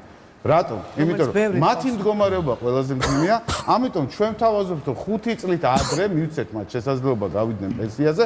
ოღონდ მათ შემთხვევაში დამსაქმებელმა გადაიხოდეს 2.5%, 2%-ის მაგივრად და შესაბამისად ეს რა თქმა უნდა მისცემთ მათ 5 წლით ადრე ესე იგი გასვლის საშუალებას პენსიაზე და ღირსეული პენსიის მიღების საშუალებას. ანუ მარტივად რო გითხრათ, ერთი წლის გადახდის შემთხვევაში უკვე რადგან ეს არის ფონდი და რადგან ყველა დასაქმებული იხდის აბსოლუტურად 40 წელს ზემოთაც კი და იღებს პირველად გასული 15000 პენსიონერი, ხო? აქედან გამომდინარე, რა თქმა უნდა, ჩვენ შეგვიძლია უკვე ერთი წლის შენატანის შემდეგაც უკვე გაზრდილი პენსია მივცეთ, ეს არის ჩვენი უპირატესობა, მეორე, დაბალ შემოსავლიან და მაღალ შემოსავლიან ჯგუფებში ნაწილდება ეს ყველაფერი და ადამიანი, რაც არ უნდა დაბალი ხელფასი ჰქონდეს, შედარებით ღირსეულ პენსიას მიიღებს, ანუ სოციალური სამართლიანობის პრინციპი მთავარი რაც არის, ისთვისაც პენსიას ვაკეთებთ და მესამე ეს არის, რომ რაც მთავარია, ესე იგი, აქ იყო რაღაც საინვესტიციო კაპიტალზე საუბარი და ასე. ამას რა თქმა უნდა ვიზიარებთ, ხა ყველას გვინდა რომ შესაბამისად ქვეყანა განვითარდეს, მაგრამ მთავარი რა არის? მთავარი ის არის, რომ ეს ფული რეალურად მიემართოს ისეთ საფინანსო ინსტრუმენტებში, რომლებიც რეალური სექტორის გაზრდა შეუწყობს, რომელიც ადამიანების დასაქმება შეუწყობს და ასე შემდეგ. ჩვენ შევთავაზეთ ესეთ რაღაცა. ანუ მე რო კანონპროექტს წარვადგენ, იქა ბოდიში დავასრულებ და შემდეგ. არა, უნდა ვაცადოთ ყველას აუცილებლად, იმიტომ რომ წარვადგენ, იქ წარვადგენ საბინაო პოლიტიკის დოკუმენტს. ესე იგი, საბინაო პოლიტიკა ავიღოთ თითქმის ყველა ქვეყანა, ვისაც რომ სრულფასოვანი საბინაო პოლიტიკა, ეს ხორციელდება სწორედ საპენსიო ფონდის საფუძველზე. მაგალითად, სინგაპური ადრე უყვარდა წინა ხელისუფლებას, სინგაპურშიც კი, სადაც ყველაზე ლიბერალური მთავრობა საბინაო პოლიტიკას სწორედ აი ამ საპენსიო ფონდის საფუძველზე განხორციელდა, ანუ გრძელვადიანი, დაბალპროცენტიანი სესხი და ბინის ღირებულება შესაბამისად თვითონ ბინის ღირებულება, კვადრატული ღირებულება არის ძალიან დაბალი და დღეს პასუხისგებლიანი დაკრეტების შემთხვევაში, როდესაც ადამიანები უბრალოდ ვერ აიღებენ იპოთეკურ სესხს, ამ შემთხვევაში ადამიანებს ექნებოდათ ხელმისაწვდომობა ისეთ სესხზე, რომელიც არის გრძელვადიანი, დაბალპროცენტიანი და ბინის ფასიც არის დაბალი. შემდეგ ის საქართველოს ძალიან მარტივად უნდა ვთქვა. კი. ერთი წელი. თავარი რა არის? ენერგოპროექტები. ეხლა ჩვენ თუ გვინდა ფული რეალურად ქვეყნის განვითარება ეგ არის, თორე ეხლა მართლა ეხლა ბანკებს თუ ჩაუდეს ეს ფული ჯიბეში, როგორი ფორმითაც არ უნდა გავაკეთოთ ეს თქვა, ხო? ობლიგაციების თუ სხვადასხვა სახით, ხო? ეს ყო ამ ქვეყანას ვერ განვითარებს, ბანკებს ეს ბევრი ფული აქვს, ხო? აქედან გამომდინარე, თავარი რა არის? მაგალითად ენერგოპროექტები. ენერგოპროექტები მომავალში რომლებიც განვითარდება. რატო არ უნდა გახდეს ეს ხალხის საკუთრება? ამ შემთხვევაში იმ ადამიანების საკუთრება, რომლებსაც საპენსიო ფონდში შენატანი განახორციელეს და ეს საპენსიო ფონდი იქნება ამ შემთხვევაში ინვესტორის სოდეთ ირიბად აი ამ ენერგოპროექტებში. რატომ? დღეს ენერგეტიკის სისტემა როგორ ენერგეტიკის პოლიტიკა როგორ ფუნქციონირებს? ჩვენ ველოდებით ვიღაც უცხოელ ინვესტორს, რომელსაც თავაზობ გარანტირებულ ტარიფს 20 წლით, ის თლიანად ამუნაგებს სწრაფ მოგებას ნახულობს, მიდის და შესაბამისად ჩვენ არაფერი არ გრჩება, ხო? ამ შემთხვევაში ეს ენერგოპროექტების დარჩებოდა ხალხის საკუთრება. ეს ხო საჯარო სიკეთეა, ხო? თავისთავად იყო. აქედან გამომდინარე, ძალიან ბევრი რაღაცის გაკეთება შეიძლება, მაგრამ თავარი ის არის, რომ ეს სისტემა დავაფუძნოთ სოლიდარობაზე. ერთ სიტყვას ვიტყვი დემოგრაფიაზე, ვიცი მე მგონი ნიკა მაგაზე გინდა ვაპარაკეთ. ეხლა აქ იყო საუბარი, რომ 59% მხოლოდ დასაქმებულებისა არის დაქირავებით დასაქმებული, ხო? ესე იგი, ჩვენ თუ ამ ხელა არაფორმალური სექტორი არ შევამცირეთ და ამას ჩვენ ვერ შევამცირეთ ადმინისტრაციული ხერხებით, ხო? დაძალებით და ასე შემდეგ. ანავეთ მიმზიდველი უნდა გავხადოთ საპენსიო სისტემაში მონაწილეობა და ეხლა როგორ უნდა გავხადოთ საპენსიო სისტემაში მონაწილეობა მიმზიდველი თუ ის ადამიანი 25 წელიწად რო აგროვოს ვერაფერს ვერ მიიღებს, ხო?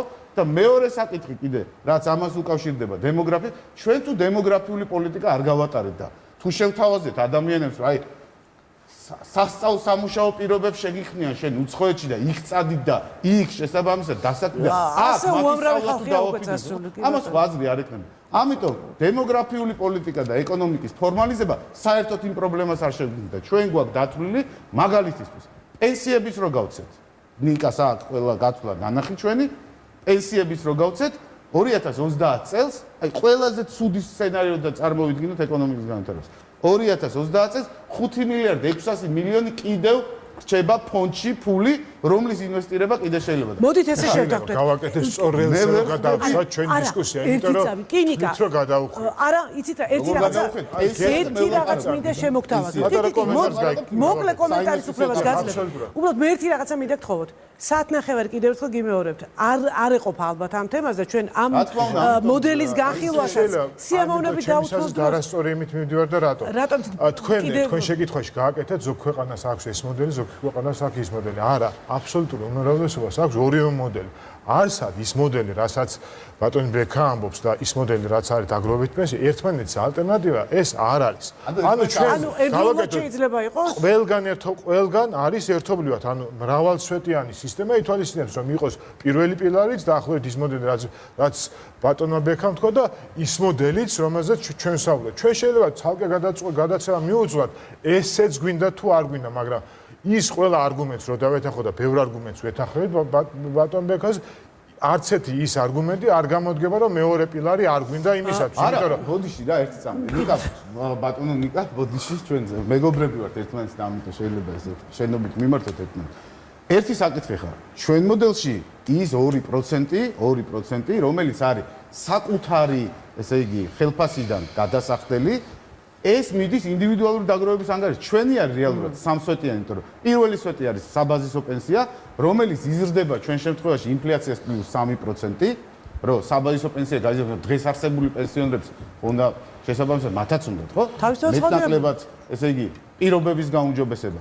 შემდგომში 4% დამსაქმებლის და დასაქმებლის მიდის ან სოლიდარობის ანგარიშზე და 2% ან 2 ზემოთ თუ სურვილი აქვს ვინმეს და მეტი აქვს შემოსავალი, ხო? 2 ზემოთ შესაბამისად რამდენიც უნდა შეიტანოს იმ ინდივიდუალური დაგროვების ანგარიშში. თავარი არგუმენტი მაგის წინააღმდეგ თქვენ მოდელში როცა ამბობთ 1.6%-ის შეტანას ყველაზე დაბალი მაჩვენებელი რაც არის ესე თქვა საერთაშორისო პრაქტიკაში და რეალურად ამან დაგროვების ეფექტი რომ მოგწეს 6% არის ის მინიმალური რაც სხვადასხვა ქვეყნებს აქვს მაგალითად ჩილეს 12% ქონდა აი ეს მაყურებელს არ ესმის 6% მოდი ესე ვთქვათ არის ის მინიმუმი რომელიც დაგროვების სისტემას უნდა ქონდეს ჩვენ ამას თუ შევამცირებთ ხო გამოვა რომ რეალურად ამ სისტემას ყველასთვის ის რაზედაც ან ჩვენ არგუმენტს კიდევ ერთხელ ის რაზედაც თქვენი მოდელი საუბრობს ის ალტერნატივა არანაირად არ არის ყველა მომხრე ამ მოდელისა შემავსებელი ის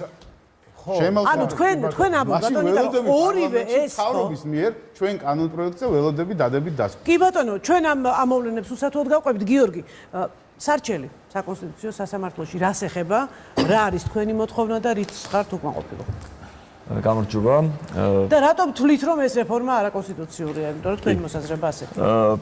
რა თქმა უნდა, ჩვენ იურისტები ვართ, არ ვართ ეკონომისტები, თუმცა როცა საკითხზე მუშაობდით, შევეცადეთ ძალიან ბევრი ადამიანთან მქონოდა კონსულტაცია რომლებსაც გამოცდილება და ცოდნა აქვს სპეციფიური, რომელიც ეკონომიკურ საკითხებს შეეხება და სარჩელის 3 ძირითადი მიმართულებით არის წარდგენილი საკონსტიტუციო სასამართლოში. პირველი დავიწყოთ დასაქმებულის პოზიციიდან.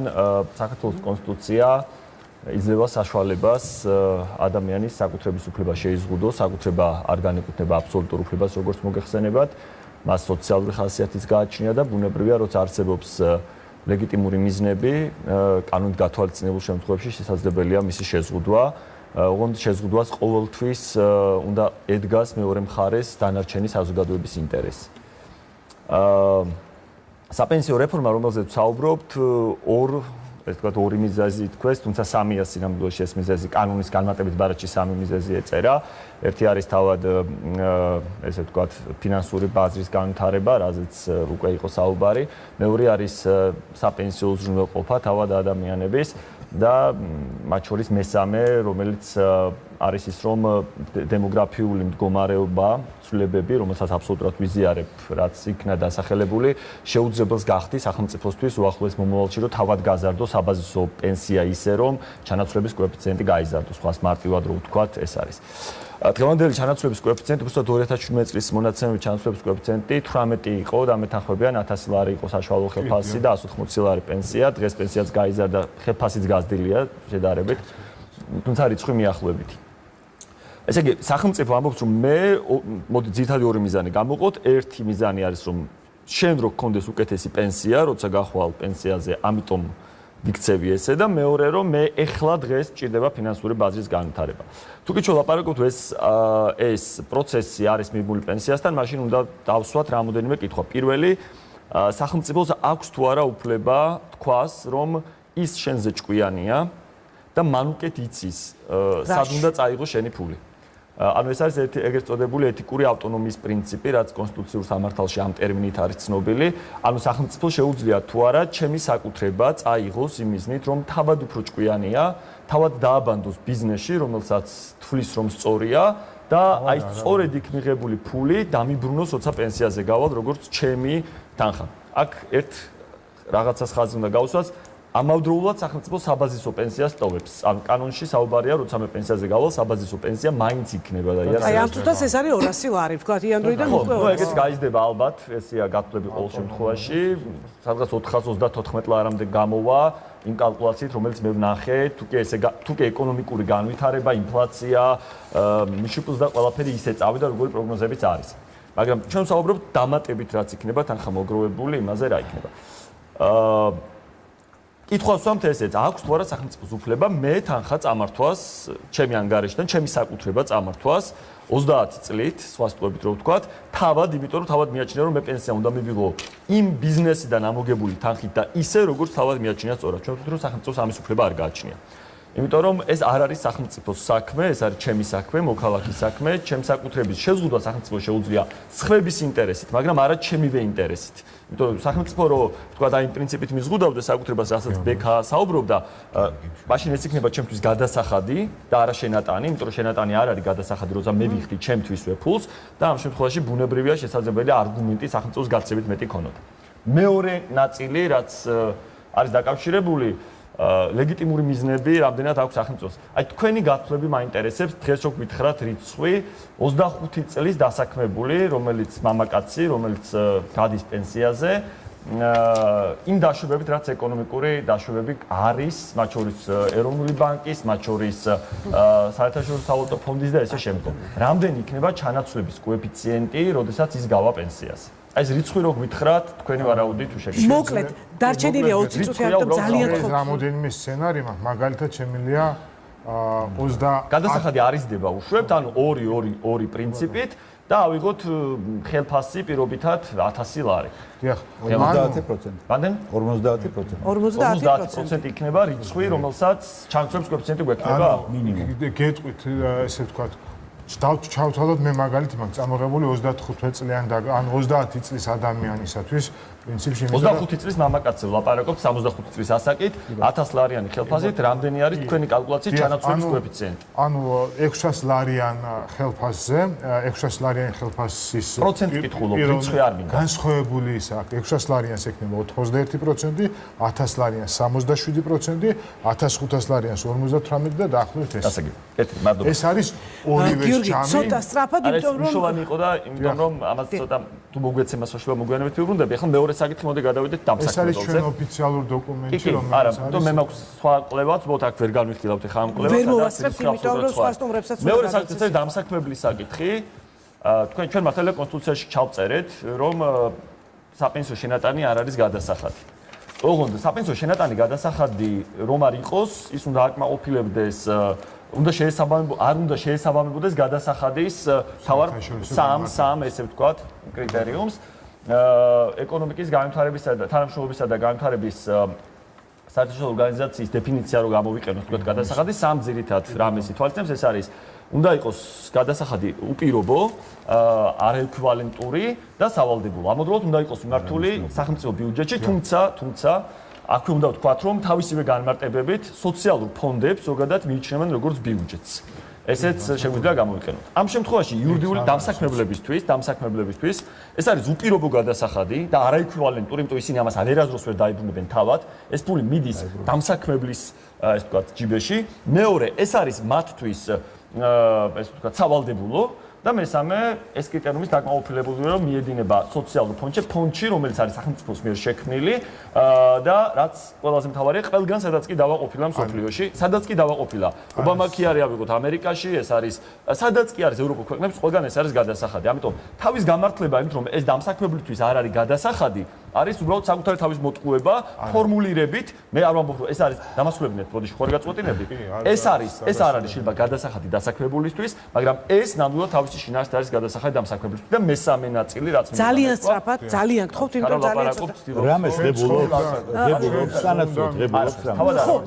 მაგრამ ყველა გამოთქვას აზრი და მე მოგცემ ეს არის რომ სახელმწიფო დღეს ამბობს რომ ადამიანებს რომელსაც აქვს თვეში 2000 ლარი შემოსავალი მას არა თავისივე გადასახადიდან როგორც ითქვა არა სახელმწიფო ბიუჯეტიდან რადგანაც მან ეს გადასახადი როგორც კი ბიუჯეტში გადაიხადა საშემოსავლო ის უკვე არის ერთიანი ბიუჯეტის ნაწილი უმატებს 2% და ამ თანხას თქვა იგივე დღეს არ მიმართავს ადამიანებს რომელსაც დღეს უჭირს დღეს ჭირდება, ანუ ადამიანს ვისაც აქვს 2000 ლარი, მას უმატებს 2% ბიუჯეტიდან და ადამიანს რომელსაც დღეს საჭმელი ჭირდება, იმიტომ რომ არ აქვს ამის ფული, ამისთვის არ იკეთებს. ეს არის თანასწორობის იდეის საწინააღმდეგო ბიუჯეტის თანხმის ხარჯვა.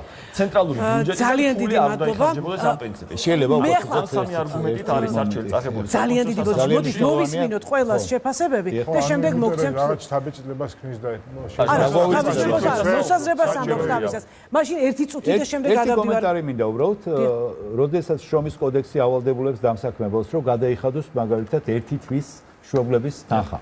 რაზღებულობს სანაცვლოდ დამსაქმებელს? არა, შრომის კოდექსი რო ავალდებულებს, ეს არის ძალიან მნიშვნელოვანი განსხვავება, შვებულება არის საყოველთაოდ აღიარებული ადამიანის უფლების ნაწილი და მიიჩნევა, რომ ეს არის იმ გამომუშავებული შრომითი კონტრაქტის ნაწილი, ბუნებრივად, ანუ თვეში 2 დღე. არა, უკაცრავად. არც არსებობს არც ესეთი საერთაშორისო არსებობს საყოველთაო უფლება, რომ ადამიანის პენსიის გადახდა დაევალოს დამსაქმებელს. ეგეთი არ არსებობს. დამსაქმებელს შეიძლება დაავალო გადასახადის გადახდა და გადასახადიდან ბატონო თქვენი არგუმენტები ინფორმაცია ნამდვილად არ აქვს. ანუ მოდელები რომ მოდელზე ავლაპარაკობ საყოველთაო უფლება არ არსებობს, რომელიც სახელფასო შენატანში როდესაც მოდელი არ არსებობს, როდესაც საპენსიო შენატანში კომპანია, ანუ დასაქმებული შენატანს ახორციელებს. არა, უკაცრავად. თუ კი აკისრებს ვინმე მას ამას, ეს არის ყოველთვის გადასახადი. ეს არ არის ეგრეთ წოდებული შენატანი. ყველგან სადაც ეს სავალდებულო არის, ყველგან არის გადასახადი. გიორგი, ნიკა, ძალიან კარგად ხონ ის კეთილი მაშინ მოდით დავასრულოთ და შემდეგ ეკნებათ საშუალება შეაჯამოთ. ბატო, თქვენ გქონდათ 8 შეკითხვა. მე ვიცი ზუსტად რომ 8 შეკითხვას ახლა ვერ მოვასწრებთ, მაგრამ კიდევ ერთხელ გპირდებით რომ ჩვენ ამ თემას აუცილებლად დაუბრუნდებით. იმედია რომ თუმცა დღევანდელ მოკლე, ასე ვთქვათ, დარჩენილ დროში მაქსიმალურად უნდა შევძლოთ ჩვენი შენიშვნების, ჩვენი მოსაზრებების და სურვილების წარმოთქვა. თქვენ, შემდეგ სანდრა, შემდეგ ნინო. გისმენთ ბატო. 2 წუთი გაქვთ ფაქტიურად. მე დიდ ბოდის გიხდით, უბრალოდ ეს არის თემა, რომელსაც იმედია შემდეგში შევხვდებით, მაგრამ თქვენ ძალიან ვიწყებდით ბრძანეთ, რომ სმენელისთვის უნდა იყოს გასაგები. აი მე ჩემი აზრით, რადგან ჩვენ აქ საუბრობდით პროცენტებზე, ინვესტიციებზე, ბონდებზე, სმენელისთვის ეს არის იყოს ძალიან გაუგებარი და უფრო გაუგებარი გახადა სიტუაცია. საპენსიო რეფორმა ეს არის ერთ-ერთი ყველაზე მნიშვნელოვანი და ერთ-ერთი ყველაზე რთული რეფორმა. ჩვენ არ უნდა ესეთი გაუგებრობები არ უნდა ხდებოდეს. უნდა იყოს კარგად მომზადებული. კარგად მომზადებული იმ დონეზე, რომ ყველამ გაიგოს, დაწყებული ძალიან ცოტა დაბალი განათლების ადამიანი, დამთავრებული ძალიან განათლებული ადამიანი. ეს არ ხდება. მე ვერ დავეთანხმები იმას, რომ ჩვენ თანხები დავზოგეთ, ამიტომ არ ჩამოვაყალიბეთ საინვესტიციო ჯგუფი, არ აქვს საინვესტიციო გეგმა, ფული რო დაიწყებს შეკრებას, მერე შეიქმნება საინვესტიციო საბჭო, მერე განსაზღვროთ სად ჩაიდება ფული. დღეს რო ჩემი ხელფასით უკვე დაიქმნა სხვათაშორის 78 ლარი, აი მე მაინტერესებს როიდიდან დაიწყებს ეს 78 ლარი მუშაობას, იმიტომ კარგად იცით დოლარი დღეს ღირს გაცილებით ძვირი ვიდრე დოლარი ხვალ. ჩემმა დოლარმა თუ ჩემმა ლარმა დღეს თუ არ დაიწყო მუშაობა, უკვე დაკარგულია 1 საათი, 2 საათი და 1 დღე. თქვენ ანგარიშე რამდენი დაიდო თქვენ ანგარიშე 78-ის ნაცვლად. შევხედავ ჯერ არ ჩანს იმას დღეს დაიხვითა, ვიცი დღეს ავიღე ხელფასი და 300 ლარი. კი, გასაგები კოდები არ მოუწოდებიათ. ბატონო, დამსაქმებელი ჯერ კოდები არ მოუწოდებიათ. პენსიაზე რო ვნახოთ. ნახავთ, ამას რამდენი დაირიცხეთ. დიახ, არა. ჩემი ასაკითა ჯერ იმ ასაკის მე გამოვალ ამ პროგრამიდან 3 თვის შემდეგ მე როგორ დამიბრუნებ თანხას და რა პროცენტი დამიბრუნებ, ესაც ძალიან საინტერესოა. ესეთი ესეთი რეფორმები არ შეიძლება იყოს როგორც თქვენ ამბობთ. აი ჩვენ მარტო მეორე სვეტი, მეორე პილარი. ეს უნდა იყოს თქვენ ბძანეთ ეს ჩვენ ახლა ამას ვაკეთებთ. ჩვენ მივიღებთ ზუსტად ისაც მივიღებთ ბატონო? ჯანდაცვის რეფორმაში მივიღებთ. ეს არის ყოველთვის სრული პროცესი. როგორც სოციალური პენსია, ანუ განაწილებითი პენსია, როგორც და მე არა ვარ ამის წინააღმდეგ. პირიქით ეს ძალიან კარგია, მაგრამ არ გამოგვივიდეს როგორც ყოველთვის. გვინდოდა კარგი ზაკეთება და მივიღეთ როგორც ყოველთვის. აი ეს პრობლემა დგას.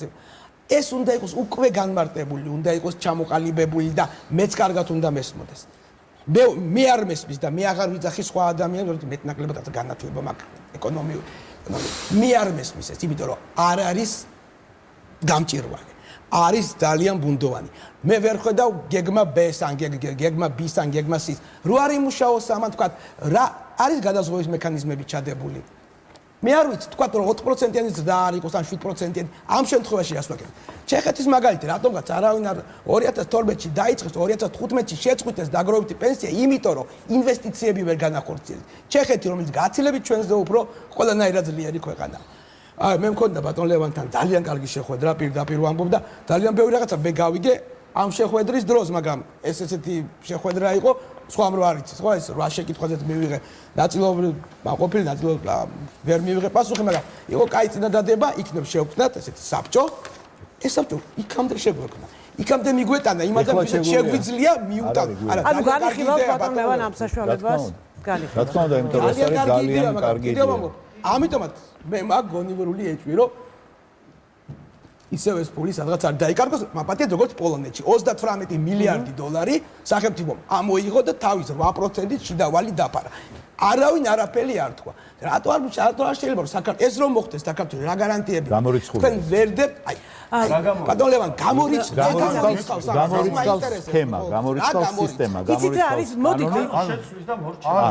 არა, ასეთი რამე პოლონეთს მართლაც მოდით ერთი წამი პოლონეთს პირველი სვეტი არა 12 წელიწად თქვენ ხო საპენსიო საგელს აქვს უფლება შეცვალოს გადასახადით, ხო? უბრალოდ გამორიცხავს სამი შეიცვალოს და თქვას რომ ამ კანონის გაუქმება უნდა და მიაქვს ბიუჯეტში.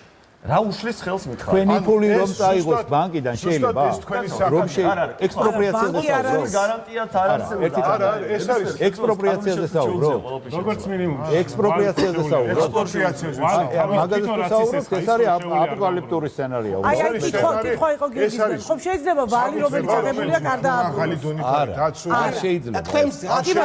მაშინ ალექსანდრას ეხლა ძალიან გთხოვთ ალექსანდრა და რისკ მენეჯმენტი როცა არ არის მე მოდის კრიზის მენეჯმენტი, რომელიც გაცილებით ძვირი მენეჯმენტი როგორ არის? კი ბატონო, სანდრა, ნინო, დათო და შემდეგ გიტოვებთ დანარჩენ დროს და გაძლევთ უფლებას, რომ აი ეს გააკეთოთ რეკომენდაციები, უბრალოდ გააკეთოთ თქვენი მოსაზრებები იმასთან დაკავშირებით, რაც უკვე მოისმინეთ, სანდრა გისმენთ. ალბათ 10 გადაცემა არ ეყოფა ამ თემის სრულფასოვნად გაშლას და მე ხა დიდი სიამოვნებით გავაბათილებდი იმ არაერთ არგუმენტს რეფორმის ესე ვთქვათ საპირწონეთ მოყვანილს, თუმცა ამის დრო არ გვაქვს, მესმის ეს. თუმცა აი მარტივად შემიძლია ვთქვა, რომ უბრალოდ აი ესე მარტივად შეგვიძლია ესეთი ფორმულირება მივცეთ, რომ როგორც ბატონმა ბექამ ახსენა, მინდა დავეთანხმო მას, რომ ეს რეალურად არ არის საპენსიო რეფორმა და ნიშანდობლივი იყო, როგორც კი ჩვენ დავიწყეთ სოციალურ შედეგებზე საუბარი, მაშინვე იყო ეს მოსაზრება, რომ თემას გადაუხვიეთ, ეს საკმაოდ სიმპტომატური იყო.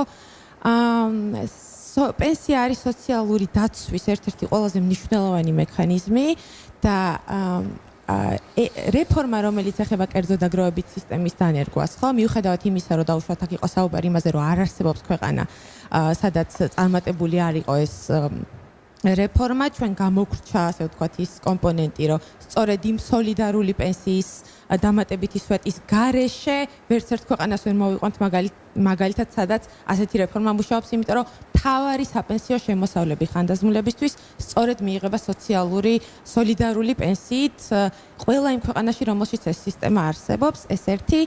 მეორე ის არის, რომ თავად აი ამ რეფორმის მიმდინარეობამ გამოკვეთა არა მხოლოდ რეფორმა, არამედ ოპონირების მხარემაც კი საკმაოდ ბევრი საკითხი, რომელიც მიუთითებს იმ იდეოლოგიურ მითებზე, რომლებითაც ჩვენ დღეს რეფორმებს გვეგმავთ და რომლითაც ვიღებთ კატასტროფულ სოციალურ შედეგებს. თქვენ ნინო დაიწყეთ გადაცემა იმ ტრაგედიების ჩამოთვლით, რომლებიც უახლოეს წარსულში ძალიან ძიმეა ყველაფრის საკითხიც და მოსმენას თავისთავად. იცით რა, ზოგადად რეფორმები, რომლებიც ხელს უწყობენ სოციალური დაცვის ან სოციალური უზრუნველყოფის სისტემების მარგინალიზაციას და ჩვენ პირდაპირ შეგვიძლია ვთქვათ, რომ ეს კონკრეტული რეფორმა უწყობს ხელს სოციალური დაცვის, პენსიის როგორც სოციალური დაცვის სისტემის უკან გადაწევას და წინ წამოწევას დაუშვათ კაპიტალის ბაზრის განვითარების და ასეთი საკითხებისა. ასეთი ტიპის რეფორმები ხელს უწყობს პირდაპირ აი ამ სიღარიბის ფონზე, რომელიც დღეს საქართველოში არსებობს განსაკუთრებით, ადამიანების დეჰუმანიზაციას და ისევე როგორც სრული დერეგულაცია იწვევს გარემოს აბსოლუტურ დეგრადაციას, სწორედ ასე იწვევს ადამიანების დეჰუმანიზაცია იმ ტრაგედიებს და სოციალურ კატასტროფებს, რომლებსაც ჩვენ ყოველდღე ვისმენთ საინფორმაციო საშუალებებიდან, ხო? თუ ჩვენ არ გავაკეთებთ აქცენტს დღევანდელი, დღეს არსებული პენსიონერების მომავალი ასევე მათი ვინც ეხლა გადის პენსიაზე, ხო? 5-10 წელიწადში და შემდეგ მომავალი თაობების მართლა გრძელვადიან სოციალურ უზრუნველყოფაზე, რასაც გვთავაზობს სოლიდარული პენსია და არა მხოლოდ კერძო დაგროვებითი, რომელიც აღრმავებს უთანასწორობას გრძელვადიან პერსპექტივაში და ეს დადასტურებულია მსოფლიო გამოცდილებით და პრაქტიკით, ჩვენ მივიღებთ გაცილებით დიდ სოციალურ კატასტროფას და ტრაგედიებს ამ საზოგადოებაში, ვიდრე დღეს გვაქვს ესე იგი სახეზე. მადლობ სანდრა, ნინო შემდეგ დათო და შემდეგ პირდაპირ ბატონ ლევანს და ნიკას ვაძლევ დარჩენილ 3 წუთს. მადლობა ახლა ამ დისკუსიას და პირველ რიგში არ შემიძლია არ აღვნიშნო ის ცოტა არ იყოს კომიკური ფაქტი იმისა, რომ საჭირო გახდა კონსტიტუციაში გარკვეული სპეციალური ჩანაწერის გაკეთება იმასთან დაკავშირებით, რომ საპენსიო შენატანი არ წარმოადგენს გადასახადს. ანუ ის ეგრეთ წოდებული ფეტიში დაბალი გადასახადების რომელიც საპარლამენტო რესპუბლიკაში ზღუდავს პარლამენტის უფლებას, რომ აწიოს გადასახადი, თუ დაწიოს გადასახადი, ანუ აწიოს გადასახადი და განსაზღვროს თავისი ფისკალური პოლიტიკა, ამ ქვეყანაში რეალურად არის ძალიან უნიკალური შემთხვევა, როდესაც კონსტიტუციურად არის ეს დემოკრატიული უფლება შეზღუდული და ცოტა არ იყოს კომიკურია იმის ყოველთვის იმ არგუმენტზე მიბრუნება, რომ აი პენსიის შენატანი არის თუ არა გადასახადი და ასე შემდეგ, იმიტომ რომ გადასახადები იკრძალება, ანუ ეს მინდა და აღმენიშნა. მეორე ერთი ასე ვთქვათ მნიშვნელოვანი ფაქტი, რაც პრინციპში ძალიან მარტივია ამისი განსაზღვრა, ეს არის ეს მასიური უკმაყოფილება, რაც ამ საპენსიო რეფორმას თან სდევს, ამის სხვადასხვა მიზეზები არსებობს, უფრო პროფესიული ახსნები პრინციპში არის დაწერილი და ბატონო ბექამაც ახსენა და ველოდებით ძალიან დიდი, ასე ვთქვათ, ყურადღებით თუ როგორი განხილვა მოყვება ამ ალტერნატიულ შემოთავაზებას პარლამენტში. დიახ. მაგრამ პრინციპში აი ცოტა უფრო დისტანცირდეთ, ყველაზე მნიშვნელოვანი ფაქტი აქ არის ის, რომ საქართველოს 20 წლიანი დამოუკიდებლობის ისტორიის განმავლობაში საქართველოს სახელმწიფო ინსტიტუტების მიმართ არ შეიქმნა ისეთი ტიპის ნდობა, რომელიც უპირობოდ მიიღებდა შემოთავაზებულ სოციალური სერვისების მიმართ მოსახლეობაში გააჩენდა ნდობას. ანუ ნდობა ადამიანებთან ურთიერთობაში განიხილება როგორც ერთმანეთის რაღაც სიმართლის თქმა, პატიოსნება და ასე შემდეგ, მაგრამ როდესაც საუბარია სახელმწიფოზე, აქ ნდობა განისაზღვრება როგორც სახელმწიფოს მიერ მოწოდებული სერვისების მიმართ კმაყოფილება და რწმენა, რომ ის შენ სამომავლოდ მოგცემს კარგი ცხოვრების გარანტიას. ეს მეორე. ანუ ეს ამ შემთხვევაში, როდესაც გადავხედოთ, ძალიან მოკლედ ჩავაჯამებ, კი. ეს რომ გადავხედოთ ახლა ბოლოს დროს განვითარებულ ტრაგიკულ მოვლენებსაც, კი, ჩვენ სახეზე გვაქვს საქართველოში არსებული სახელმწიფო ინსტიტუტები, რომლებიც იმასაც კი ვერ უზრუნველყოფენ, რომ გარკვეულწილად მკაცრი რეგულაციები განახორციელონ კონკრეტულ კერძო ორგანიზაციებზე, რომ მათ უსაფრთხოების ნორმები შეიმუშაონ, ხო? ანუ ასეთი ტიპის სახელმწიფოს ინსტიტუტებთან გვაქვს საქმე, გულისხმობ იმ კონკრეტულ ტრაგედიას. და აი ამის შედეგად აი ზოგადად სახელმწიფოს რო შევხედავთ, ჩვენ სახეზე გვაქვს ძალიან სუსტი სახელმწიფო, რომლის მიმართაც ძალიან ლოგიკურია, რომ ნდობა არ არსებობს და ამ შემთხვევაში არაადეკვატურია მოლოდინი იმისა, რომ ჩვენ ამ პენსიის მიმართ გვექნება რაღაცა ნდობა.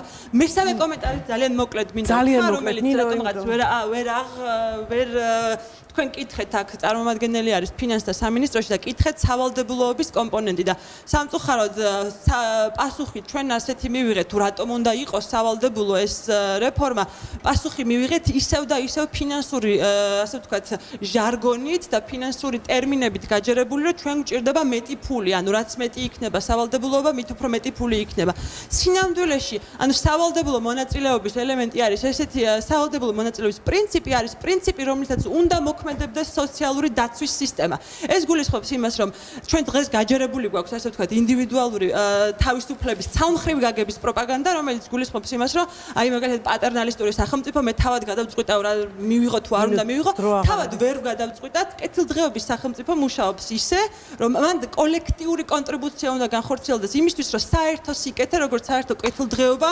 განხორციელდეს ეს არის ძალიან მნიშვნელოვანი არგუმენტი რომელიც სამწუხაროდ ვერ ახსნეს აქ დიდი მადლობა მე დათოს ბოდიშუხტის სასწრაფო ერთი წუთი გაქვთ და ორივე გაიყავით ეს ერთი ძალიან სწრაფად პირველ რიგში გავაკეთებ კომენტარს რომ აქ ითქვა კომენტარები ეს არ არის საპენსიო რეფორმა ეს არ არის სოციალური დაცვის რაღაც ინსტრუმენტი ალბათ მხოლოდ საქართველოსში ხო ესეთ ის რომ ამას რეფორმა არ ქვია და ეს რომ სოციალური დაცვის ერთ-ერთი ინსტრუმენტია და ერთ-ერთი ბერკეტია სოფლიო საზოგადოება და თქვათ ამ სფეროში მონაწილე ყველა თან ხდება შესაძლებელია მე მესმის რომ თქვათ არსებობს სხვა ისეთი სვეტები აქ სანდრამ ისაუბრა რომ არსებობს ყველა ქვეყანაში სადაც მე დაგროვებით სვეტია პირველი სვეტიც ჩვენ ამ თემაზე ესე ვთქვათ თუმცა ეს არ ნიშნავს იმას რომ თქვათ ეს შეიძლება დამატებით დისკუსიის საგანი იყოს ვისაუბროთ პირველ პილაზე როგორია რამდენად საჭიროა და ესე შემდეგ და ეს შემდეგ მაგრამ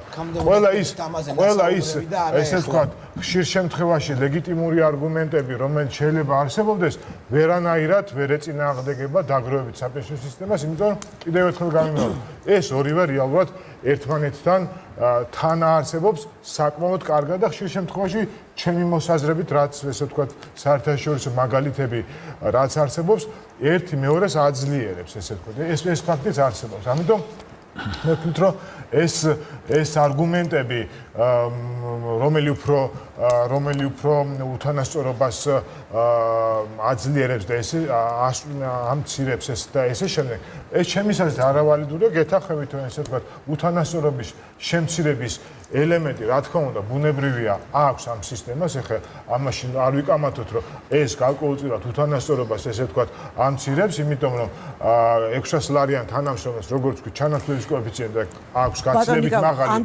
გადაცემას გაჭრიან უბრალოდ მე დარჩები პენსიის გარეშე ვიდრე ვთქვათ უფრო მაღალი ხელფასის მქონე ადამიანს თუმცა გეთანხმებით რომ არსებობს უფრო მეტი თანასწორობის ერთი წამ დავამთავრებ და ჩვენ ერთმანეთს აღგზები ძალიან კარგად